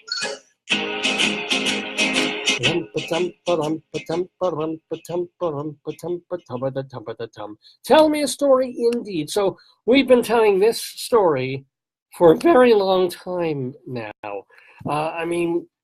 I will repeat as quickly as I can the birth of this, the nascence of A Cow for Hansel. Many, many, many weeks ago, we brought our Subaru in to have its brake pads changed. And at the auto service place that we use, they had a bin of books, for when people were stuck there and killing time and they have children. So they have the usual newspapers and books and auto magazines and Dr. Seuss things, plus this book from 1967 written by Erna Holier. I know it says Ernie because they probably want a male name on this to sell this book to boys, but no, it's Erna Holier, and she is telling the story of Hansel, a poor German farm boy. Basically, I'm thinking from the feeling of this, it's late 1800s is when this is going on. So it's pre-Hitler, it's the Ferdinand and all of that. His parents are poor, but loving, and they've suffered a terrible thing. All the cows in the town pretty much have died or stopped giving milk from a cow plague. In Oberhausen is the place they are in Germany. So the parents send Hans off a couple of houses down to work for another farmer. This farmer is Mr. Kaiser. He's got a son, Sepp. He's got a couple of daughters. So Hans works there over the summer to make extra money that his family needs, and also to work a small patch of land that was seemingly non-arable, and yet Hans worked it, and he grew a really mighty and beautiful crop of potatoes, which Hans brought to market to try and sell. And if you sell the potatoes, then Hans could actually buy a good, healthy cow that they could then mate and then milk and etc., and really reverse the fortunes of the family farm. So Hans, in our most recent installments, has harvested the potatoes. He and Sepp have gone to market, but it's been a good harvest for everybody. So the prices were a lot lower than Hans was expecting and hoping for. So Hans got the money for the potatoes, and now he goes to buy whatever he can with it. He doesn't have enough money to buy a fucking cow, but he is able to buy a pretty young calf that will be a worthwhile, workable cow in another 2 years if he can just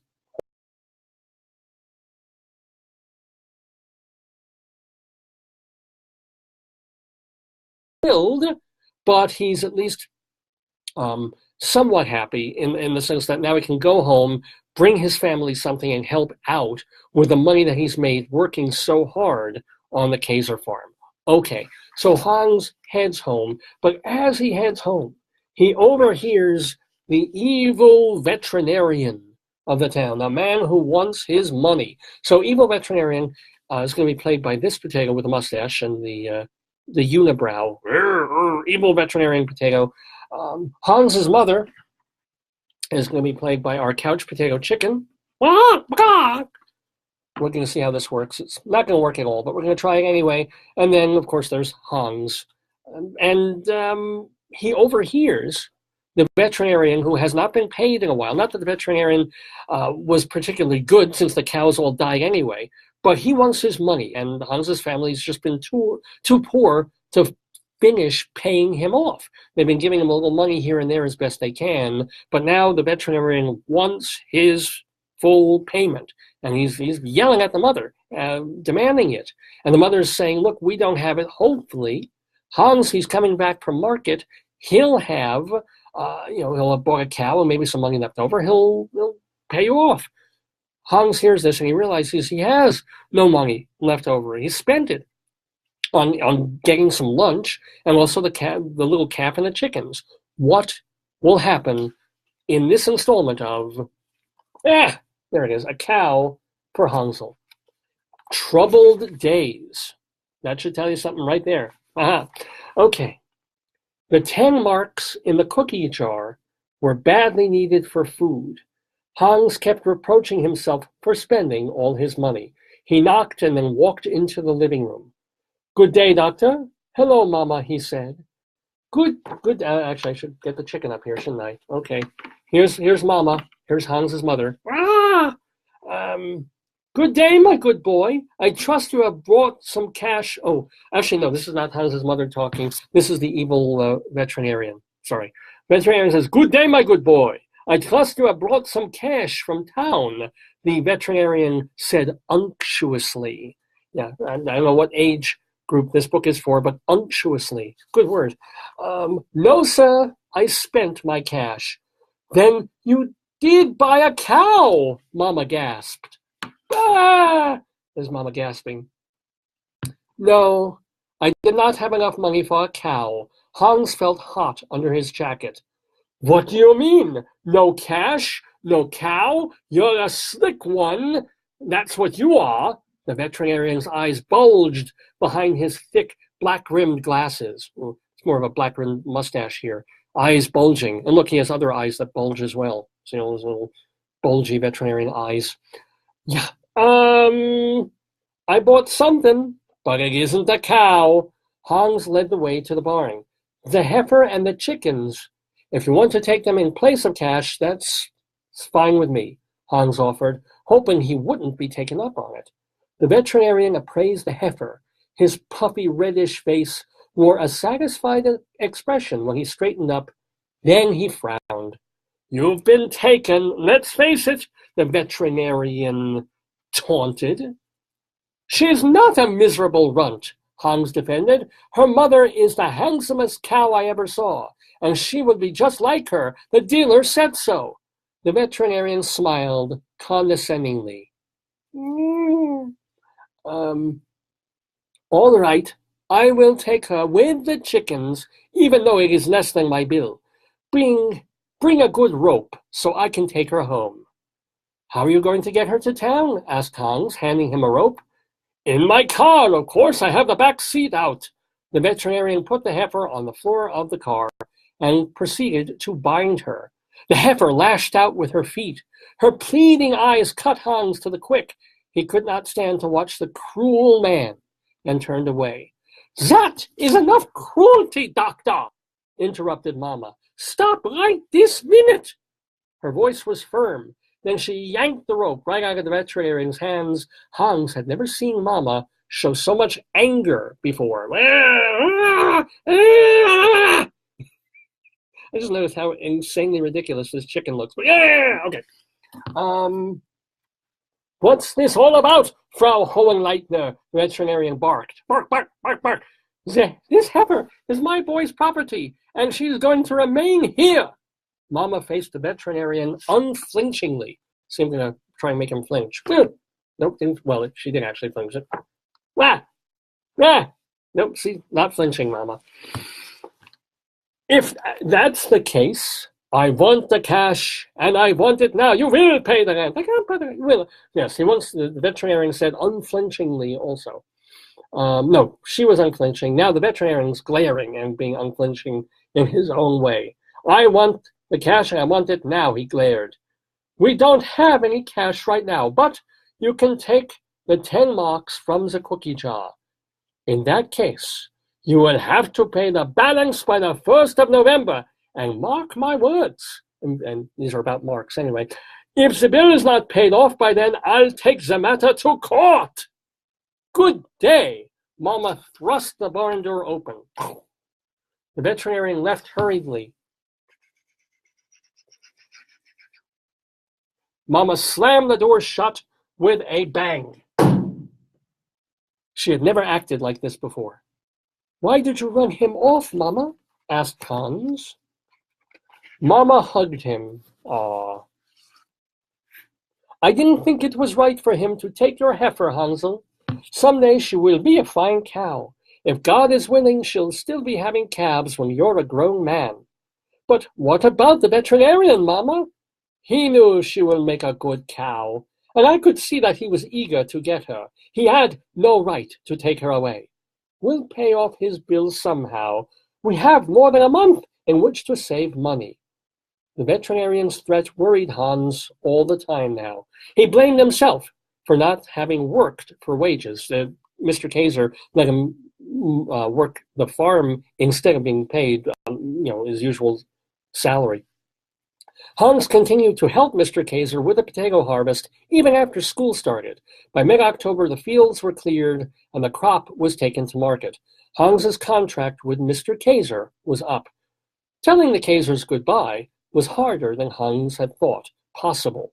Mother Kaiser blinked back the tears as she told him goodbye. So long, Hansel. Hansel felt a lump in his throat, possibly cancerous. Mother Kaiser had treated him as if he were her own grandson. Thanks for everything, Mother Kaiser.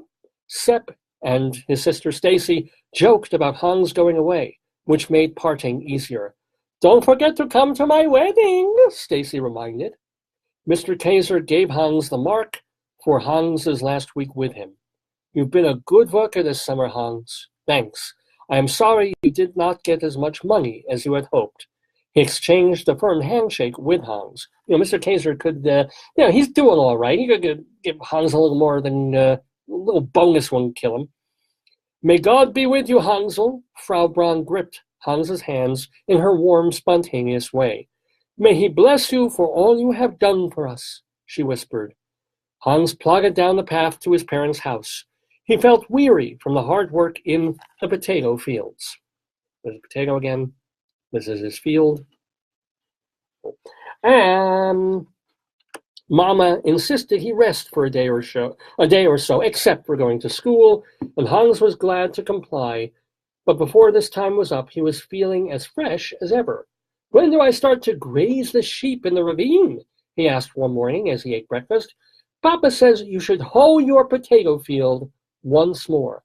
Your chickens are lusty eaters and will need all the potatoes we can get to feed them through the winter. Mama pointed to the big potato boiler on the stove. Woo, woo. I know, don't be scared, Potato. There is some element of horror to the story. They eat about 10 pounds every day. Hans carried his empty dish dishes to the sink, then hurried off to school. And that afternoon, when school let out, he slipped a matchbox into his pocket and went out to the shed. Whistling, he loaded the cart with burlap sacks, string, a bucket, and a hoe. "Don't forget your lunch, Hansel," Mama called as she took his rucksack to him. "You never seem to think of your stomach," she scolded him good-naturedly. "Thanks, Mama." Hans put the rucksack on the cart and set out for his field. Red and yellow autumn hues had turned trees and shrubs into fiery jewels. Nice little metaphor there, huh? Hans loved the blazing fall colors. We're going to leave it there for Hans, a cow, for Hansel. We are, by the way, more than a quarter of the way, or 3/4 of the way through the book. I promise you that. If you hang with me for another 3, maybe 4 weeks, we will finish A Cow for Hansel by Erna Hollier. I absolutely promise that. And I certainly want to thank, for helping that, the cast of characters here. We had, I will remind you, Mrs. Bach-Bagach, our couch potato chicken. She was playing Hans's mother. Take a bow. Thank you very much. And then, of course, as evil potato, or excuse me, as the evil veterinarian, kind of a contradiction in terms there, isn't it? But evil veterinarian, here we have Shaggy Potato with its glandular condition. But we think he's really very, very sweet. He's so believable that you feel angry and mean towards him. But no, he's really wonderful. And thank you, Potato, for taking part. Welcome. And that was A Cow for Hansel for this Saturday, July 7th, 2018, on the Day It's Gone By Facebookio program of the stream. It is 12:01 in the afternoon, Mountain Time, here in Greeley, 2:01 Eastern Time. Are we done with the show? Because this is about the time the show should be over. No, of course not. We have a bit more to do, as we always do. That's why we always say the show ends in the thereabouts portion of noon, because we like to cram it with cool, fun stuff. As a matter of fact, we got one more really great segment that I love to do. It's the Saturday Segue of songs in the news. So stick around for that. But before that, I want to say a thank you one more time to our new friend of the neighborhood, Tony Dufresne, who was talking to Rabbi Sal Solomon a little while earlier. Remember, here's his book, which you can get a copy of by going to his website, javabud.com. Tony Dufresne, the book is Surrounded by Idiots. JavaBug is also the place where you can find his podcast. It's also called Surrounded by Idiots. He is no idiot, believe me, for appearing on the Dave's Gone By program, but he is now a friend of the neighborhood. And every week, we let you know what our friends, what people who've been on the show in the past are up to.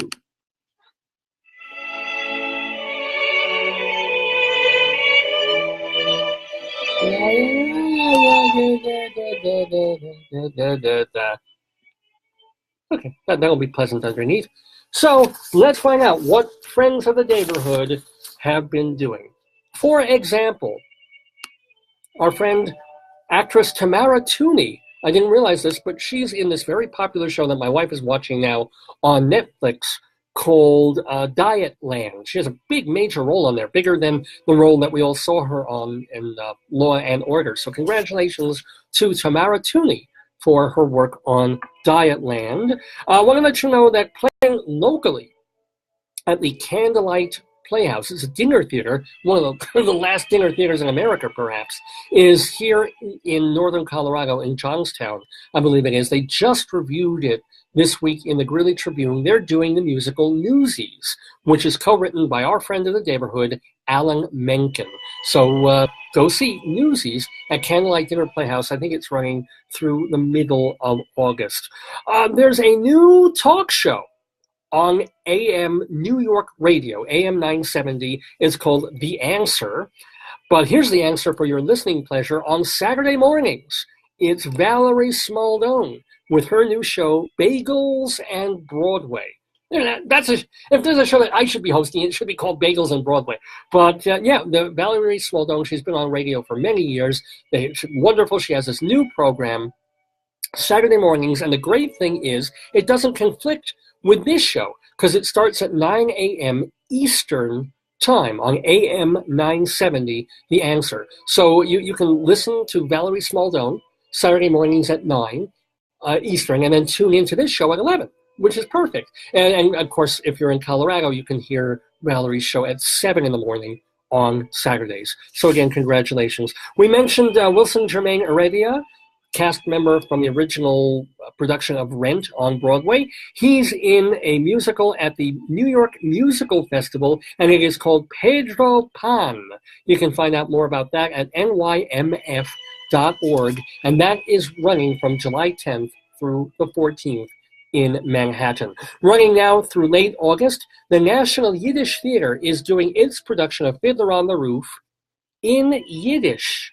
Check it out.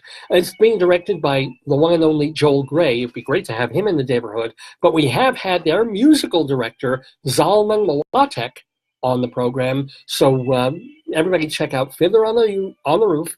I should find out what the Yiddish title of that is. It's like Fiddler auf den Rufensacken.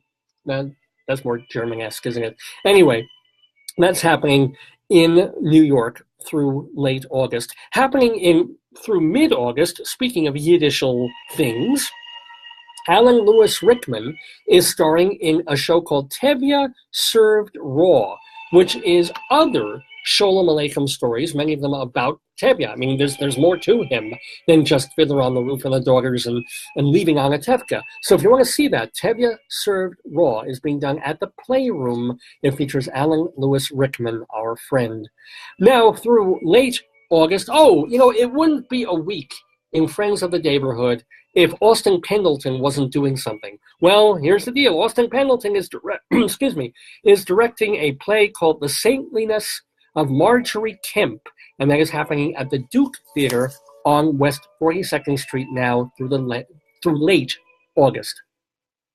Our wonderful folk singer-songwriter friend Christine Lavin, she is going to be at Birdland on July 12th, this Thursday, Birdland on West 44th Street. The show is at 7 o'clock, and I do believe tickets are either really cheap or even free. So Christine Lavin, for gosh sakes, go see her this Thursday night. And then on Friday night, Eliza Gilkison will release her new urban folk album. It's called Secularia. If that title will sell on copies, come on. But Secularia, it's being released by Red House Records and features such guests as Sean Colvin and others. But congrats to Eliza Gilkison on her new record. And then, let's see. Melissa Manchester is going to be at Feinstein's 54 Below. She was on our program back in 2012. She will be there for 3 nights, July 13th through the 15th at Feinstein's. And speaking of July 13th through the 15th, Jessica Molaski is workshopping. She's in a new musical by Jason Robert Brown. It's called The Connector. It's part of the season of New York Stage and Film / Vassar Powerhouse up in Poughkeepsie, New York. So if you feel like traveling upstate and you want to see a workshop of a new musical by an important Broadway composer, Jason Robert Brown, it's called The Connector, and that's happening from the 13th through the 15th. Playing now for another week, our director friend Bob Kalfin is staging the dark comedy The Property for the New Light Theater Company. That is at the Harold Clurman Theater on Theater Row. And our wonderful friend Will Manis, he is a theater critic. If you go to totaltheater.com, you can read his reviews of Los Angeles theater, but he's getting great reviews for his own play. It's called Their Finest Hour, and it's about the friendship, sometimes strained, between Edward R. Murrow and Winston Churchill. This is playing in California. It's at the Brick House Theater in North Hollywood. Check out the reviews on this. Ed Rampell, writing for Hollywood Progressive, wrote, "Thrilling! Among the finest 2 hours this reviewer has ever spent in a theater." And then you've got NoHo Arts District. They have a review of the show saying that spending a little time with two brave and moral souls is much needed and almost medicinal I certainly felt a lot better for it. This is all for Willard Manis's play, The Finest Hour, playing in California. Right Act Repertory is the theater company doing it. And again, that's in North Hollywood at the Brick House through July 22nd. Playing through August 5th at Boston's Emerson Colonial Theater is the Broadway-bound musical Moulin Rouge. And Danny Burston, our friend of the neighborhood, he was on our Tony show back in 2006. So Danny Burston in Moulin Rouge now through August 5th. And then also through August 5th, reminding you that it's just a couple of more weeks on Broadway to catch A Bronx Tale, the musical version of Chaz Palminteri's solo show. He's in it now. He also co-wrote it with our friends Alan Menken and with Glenn Slater, of course. A Bronx Tale on Broadway at the Longacre Theater. At the Barrymore Theater on Broadway, the multi-Tony Award-winning wonderful musical, The Band's Visit, co-written by our friend David Yazbek. Go see it. Desperate Measures off-Broadway at the York Theater. That features music by our friend David Friedman. School of Rock. We were talking about Andrew Lloyd Webber before. Alas, he has not yet been on this program. But the co-writer of School of Rock, Glenn Slater, has been. So go see it at the Winter Garden Theater. And that is a very, very enjoyable and funny musical, by the way. Really like School of Rock. I have not seen Summer, the Donna Summer musical, but you can at the Lunfantan Theater. And if you do, you'll see our friend LaChanze in there. And just a couple more friends to mention for this week. Want to let you know, as always, Evan Seplow, our great friend, his website, StageBuddy.com, is a great place to find out about New York nightlife. Dr. Demento, still doing brand new Dr. Demento shows and archiving hundreds of the old ones at drdemento.com. Want to let you know, of course, that Charlie Gross and Leslie Hoban Blake co-host the Manhattan Cable TV Theater Review Series 2 on the Isle every other week. And Eva Heinemann, she has her own theater review show called High Drama, also on Manhattan Neighborhood Network. And finally, the one and only Bob Cudmore, doing podcasts about upstate New York history at bobcudmore.com. And those, my friends, are the friends of the neighborhood.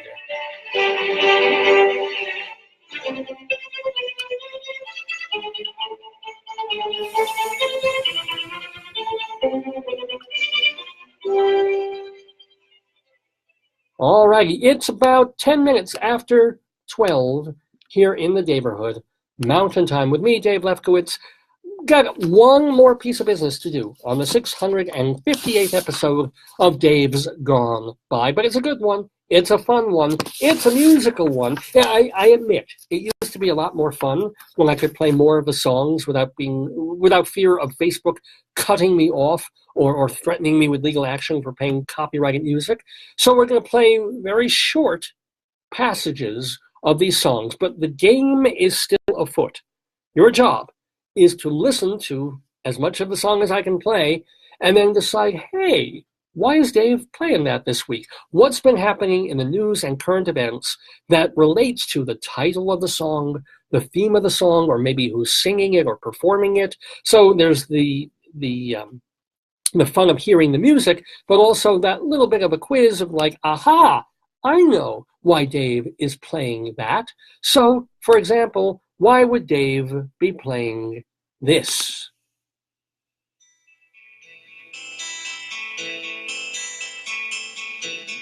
We are sick and tired of being promised this and that.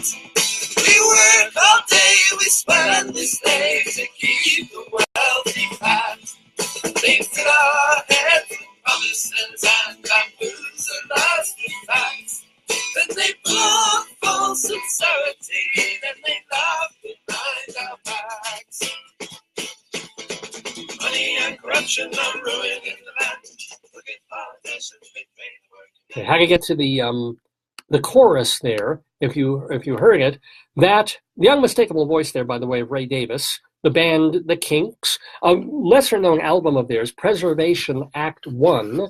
Never been able to get through the entire Preservation CDs, let let alone Act 1, not even Act 2. And yet there's some wonderful stuff on it, by the way. But that is a song called Money and Corruption. Money and Corruption. Why would we be playing that on this Saturday Segue on Dave's Gone By? The answer is, well, money and corruption finally led to the resignation of Scott Pruitt, head of the Environmental Protection Agency, a raft of corruption charges on this horrible man. I mean, some of the stuff I don't care about, even though he's wasting taxpayer money. He rented a condo in Washington, D.C. for the spouse of a friend, but the friend was a prominent fossil fuel lobbyist's wife, head of the EPA. Does that tell you something? Pruitt also took first-class plane trips. He had ridiculous budget-busting security detail because he thought people were after him. People should have been after him. And this is amazing. He requested, and I guess received, a $43,000 soundproof booth for his phone calls. Was he afraid the Russians were listening in? All he had to do was tell Trump to tell Putin, hey, stop putting your ear to the door. And he had 13 other inquiries. I mean, this Pruitt guy, aside from being a shill, aside from, I'm sure, rolling back all the things that have kept our water and air a little bit less polluted than it had been before. I mean, and the funny part is now they're saying the guy that Trump is bringing in to replace Pruitt is going to be even worse for the environment than Pruitt was for the EPA.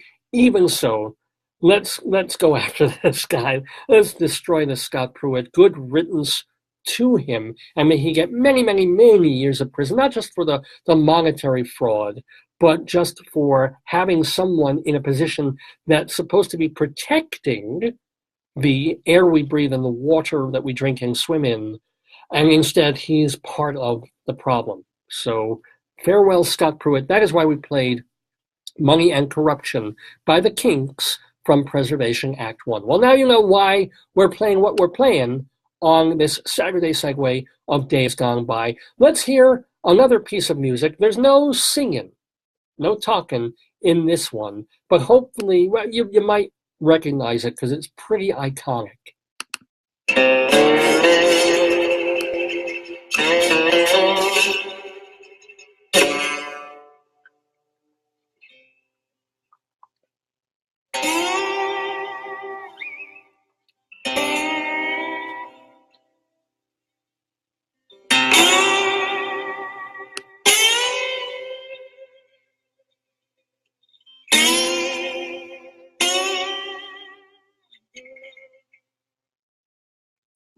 Okay, kind of an unmistakable guitar tone there.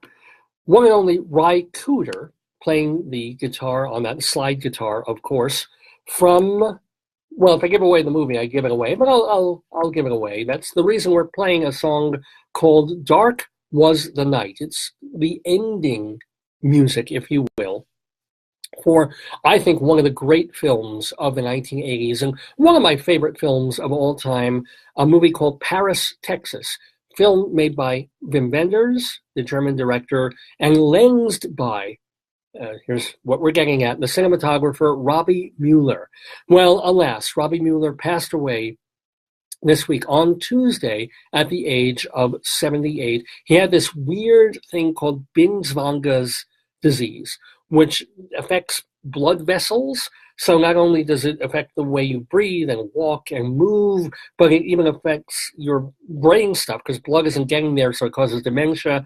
It sounds like a really horrible disease that Rabbi Mueller died of. But up until then, what he did for movies in the 1980s and 90s was incalculable. This is a man who shot Breaking the Waves, Repo Man, To Live and Die in L.A., and a few Wim Wenders movies, including Alice in the Cities, the Buena Vista Social Club, as well as the great Paris, Texas. I mean, yeah, you knew Paris, Texas was going to be a great film from the minute it opened up.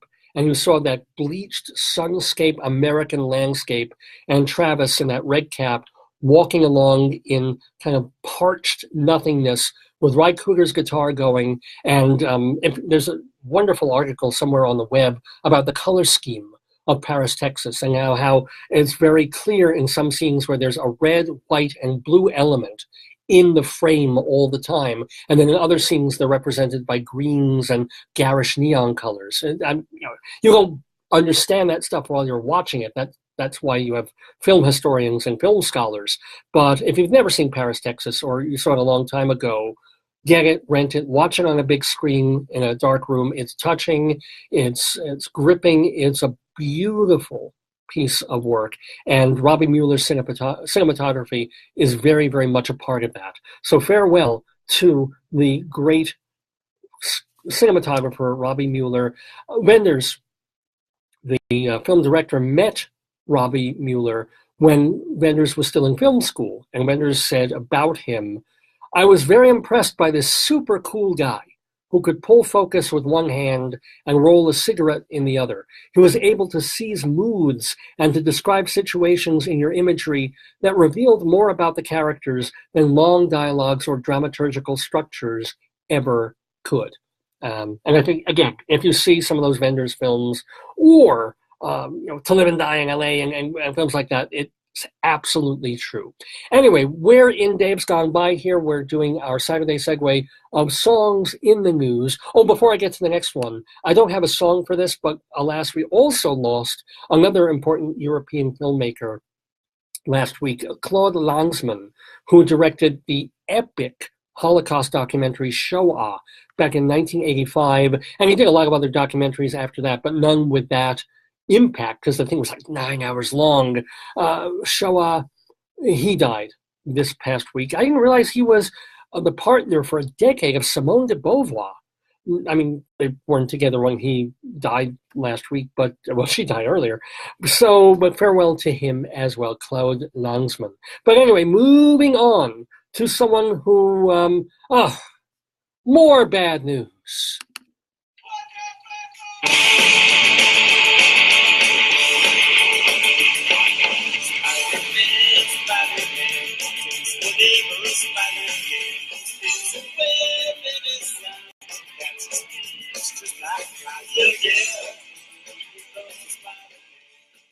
Yeah, the Ramones there, of course, with their version of the Spider-Man theme. Why would I be playing that today? Well, hey, sweetie, how you doing?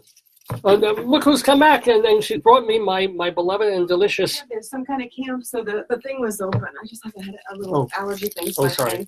So yeah, come stay here. I have the journal article out, but I want to... Oh, Mazel, you want to talk about it? Or no, it's good. I wanted to thank you for your editing. I got you a shake. Oh, well, thank you so much. Hey, we're going to shake,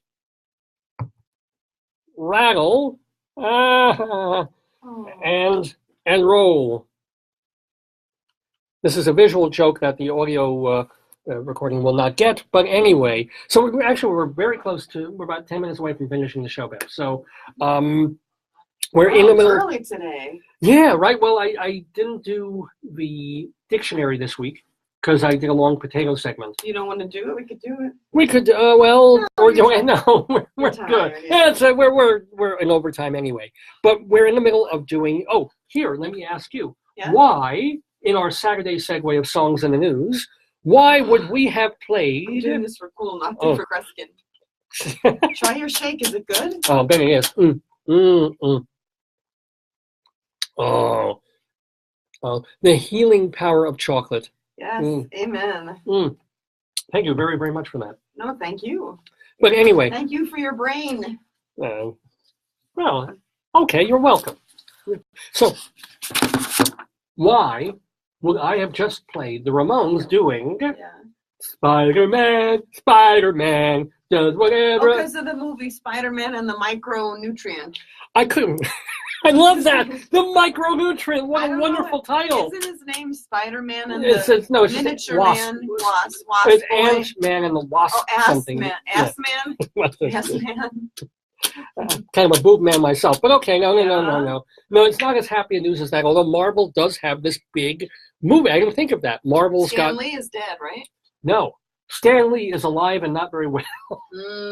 Stan Lee, one of the creators of Spider-Man. Queens native. Hoot, hoot, hoot, that's right. Hoot, hoot. And also a native. I didn't realize he lived in Hewlett and Woodmere for a bunch of years before moving to the West Coast. But Stan Lee has been in the news because of, oh, God, he's suing his personal affairs manager, and somebody's suing him because, oh, this is horrible. This is not the reason I played the song, but apparently TMZ is reporting that Stan Lee got a couple of... It should be called TMI. Well, yeah.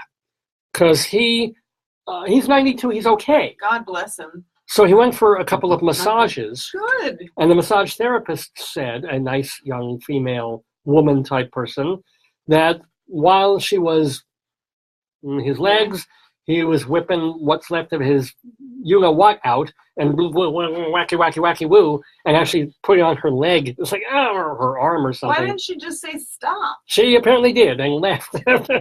Well, she's paying $250 an hour to rub up on Stan Lee, but she's not that kind of massage. She's a real therapist. She was not happy. So apparently he's being sued. The manager is being sued. He's suing his ex-partner. He should just say he has dementia and get out of it. Well, that's the thing. There's also these things of he's being treated abusively, like elder abuse. Every other minute, there's some court case involving Stan Lee at this point. Like, he's 92. I'll take care of him. Bring him out here. But that is not the reason we played Spider-Man. Why? Because Spider-Man was not created just by Stan Lee. Spider-Man was co-created by Stan Lee and by... Oh, Jesus? A fellow named Steve Ditko. Whole point of that is Stan Lee was always that face of Marvel Comics. He was the man. I know this way. Steve Ditko. He was the real, true, quiet comic book nerd. But he is the guy. Like Apple, they had that with Apple too. So Ditko was the guy who designed Spider-Man's look, who did the thing with the web coming out of the hand. He designed, the whole idea, not the idea for Spider-Man, but the conception of how he would really be. The trademarkable stuff. Well, Steve Ditko passed away at the age of 90. Steve Ditko did go. He did go. This is the really sad part. One assumes he really was an introvert loner. I don't think he wasn't destitute, but what happens when you get really old and you have no family and you're out of a friends loop, he apparently died back in late June. And we've only been told about this like a day or two ago. Poor man. So Stan Lee, meanwhile, he was the editor-in-chief of Marvel Comics back in 1961. And then one of the cartoonists there was Ditko. Lee gave the Spider-Man idea to some cartoonist to work on. He didn't like the results. So he gave the idea then to Ditko to do it.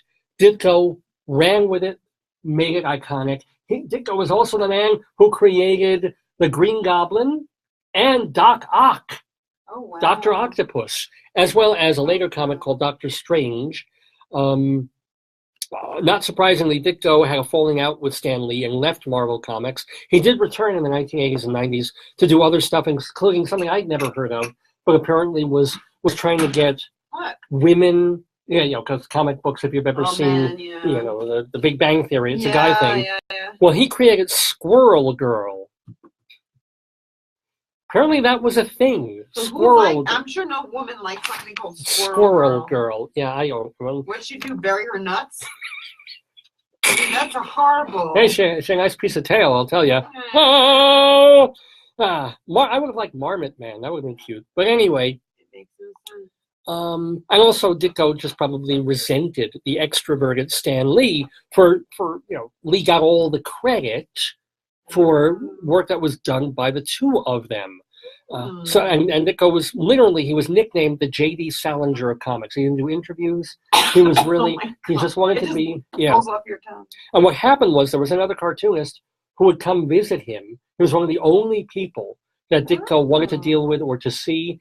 And he said up till Ditko died at 90, but up to the last weeks and days, Ditko would just be there drawing either for himself or working on stuff. He would just that's what he wanted to do. That was the life he chose to lead. Like Dickinson. Yeah, in a manner of speaking. By the way, Stan Lee is 95. Yay. Wow. Ditko was only 90. When he passed away, this Saturday. Oh, no, sorry. He passed away in late June, but they just brought out the news yesterday. They should make a little cartoon on his tombstone, like a little, Oh, that would be cool, wouldn't it? The real Spider-Man. Yeah. Loner man, stays away from crowds and people. I had a guy who liked me in high school who used to draw cartoon stuff. Yeah. Did anything become of him? Have you ever Facebooked? I'm sure. Well, what was his name? Well, don't say the whole name. His last name. Sure you. Oh, I'm sure you can. Yeah, you can. Anyway, let's do one more. I have to get my yearbook. Oh, where is it? Is it in your own folks' I house? destroy everything. I don't want anything. Wow. All right. Anyway, one more Saturday Segue song for this Saturday, July 7th, 2018, on the Dave's Gone By Facebookio program of the stream. So again, you've got to figure out. Oh, and this is so cool. You'll get this. You'll get this. Tell me. Another piece of news, and we even talked about. Don't look at the title. I'm not looking. Here's the song. Why are we playing this?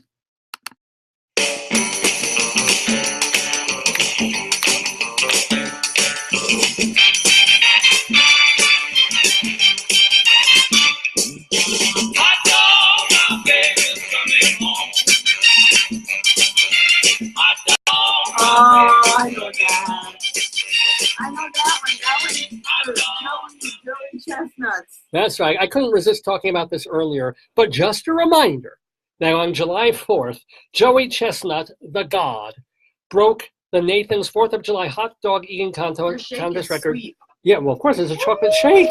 Yeah. Ooh. 74 hot dogs in 10 minutes. Oh, my God. Despite defeat and disgrace almost. Well, nothing of his fault. No. It's just the counters. You can't get a good wiener counter.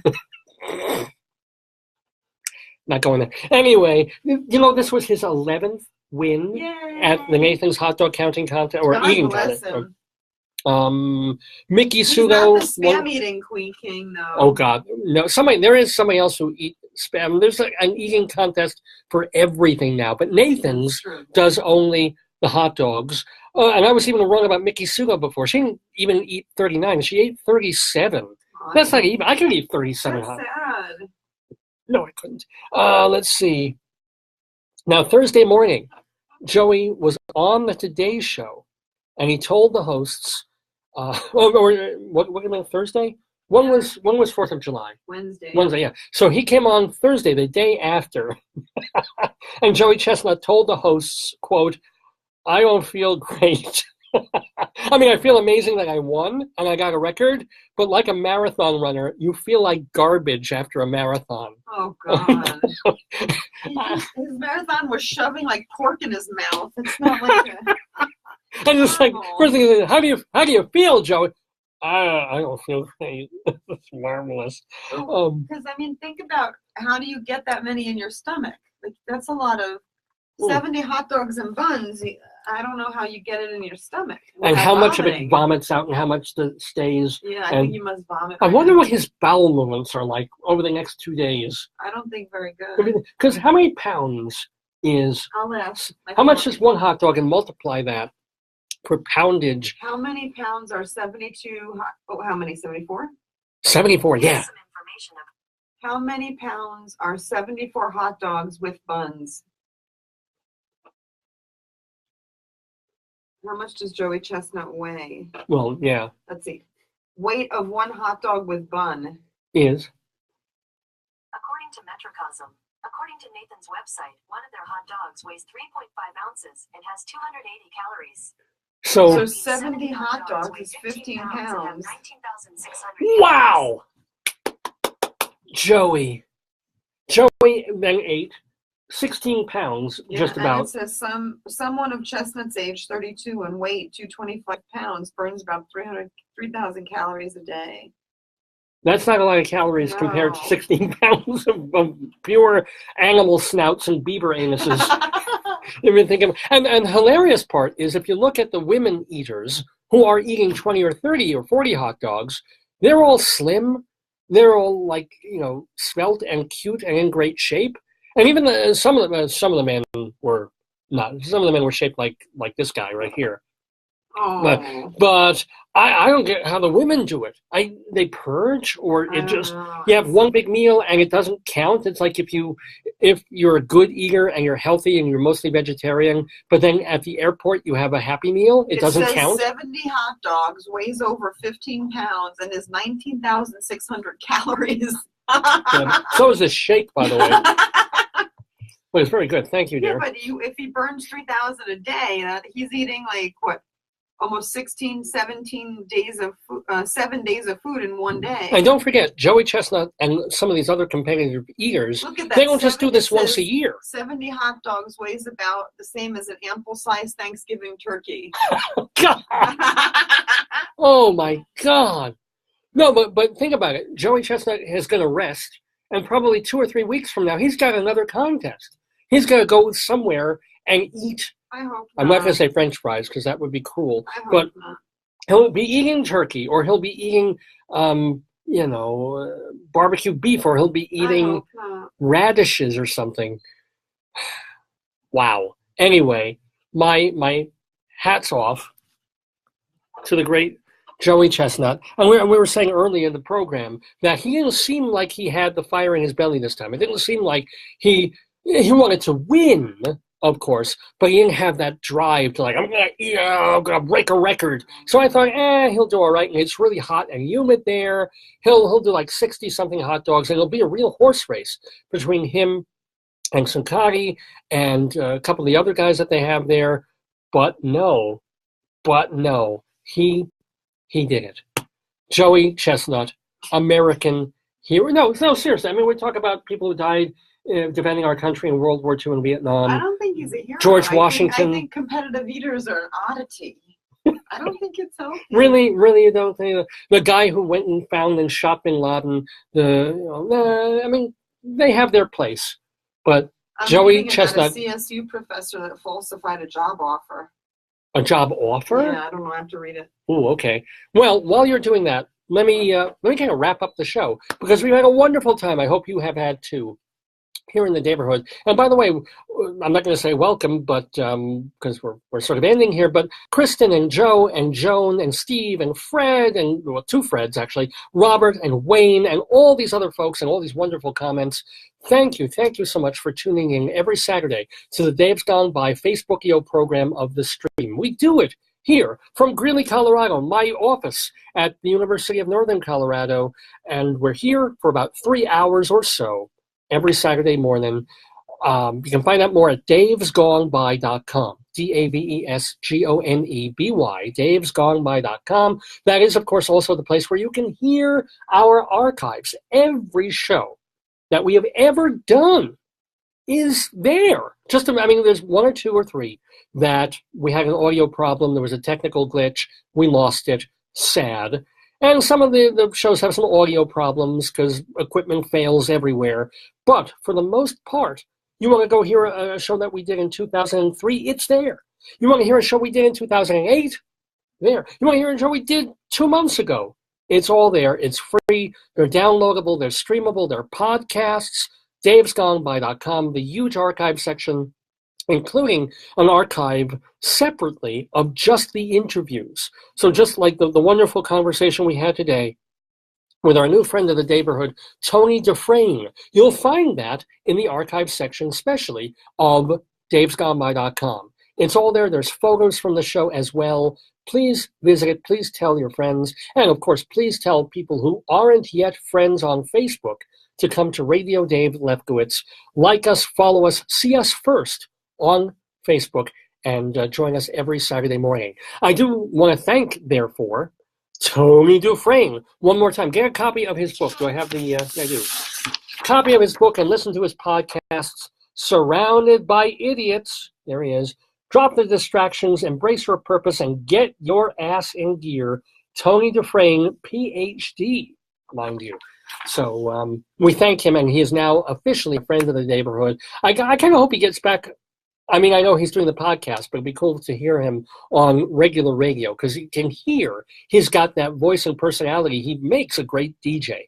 So thank him so much. Thank you to Rabbi Sal Solomon for doing that interview Rabbi Saul. You can find out much, much more about him at his website, Shalom Damn. Excuse me.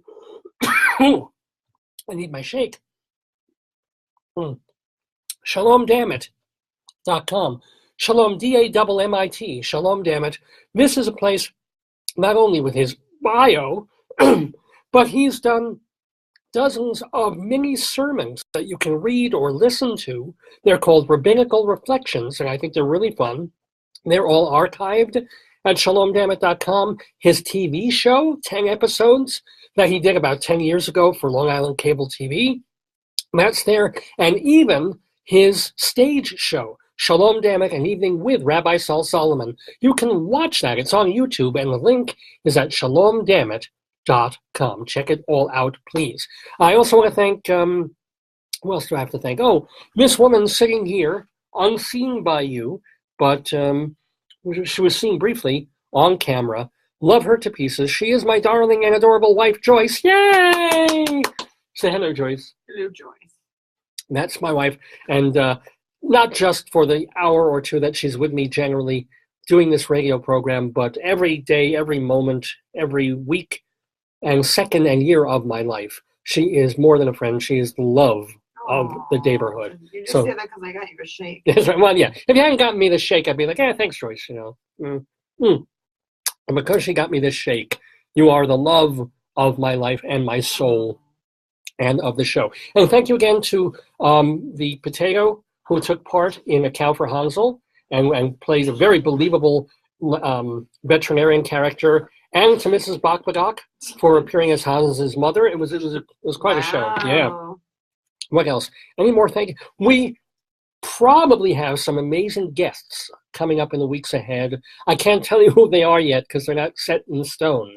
But if we're lucky and if things go right, we're going to have some really, really cool, artistic and clever and interesting people as guests on Dave's Gone By. How do you find out? Make sure you check us on Facebook. Make sure you check davesgoneby.com where we give you all the information. Well, it is about 20 to 1 in the afternoon here in Greeley, Colorado, Mountain Time, finishing up the Dave's Gone By Facebookio program of the stream. I want to thank everybody who tuned in. I want to thank all the folks who took part.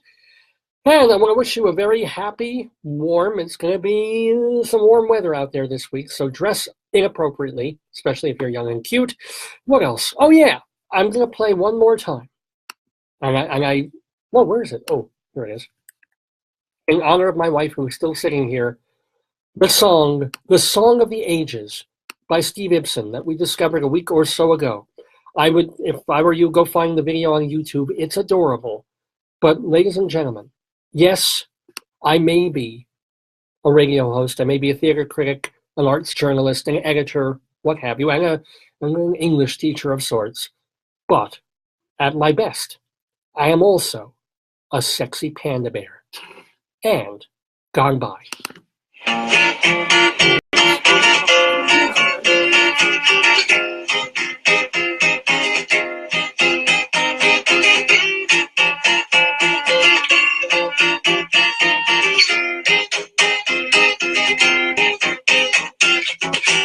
just a panda bear, sexy little panda bear, and I'll dance with you if you give me a quarter.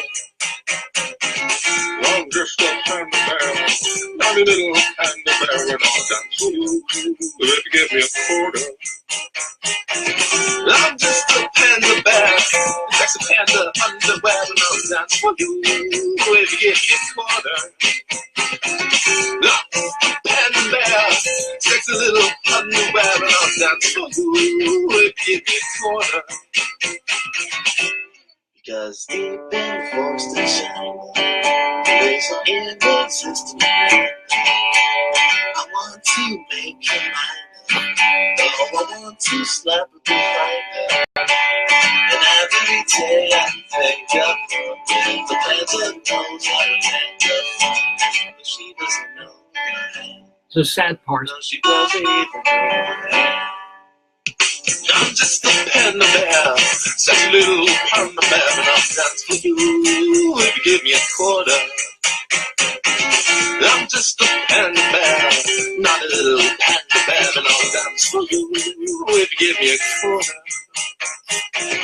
I'm the panda bear, sexy panda underwear, and I'll dance for you if you give me a quarter. Lots of panda bear, sexy little underwear, and I'll dance for you if you give me a quarter.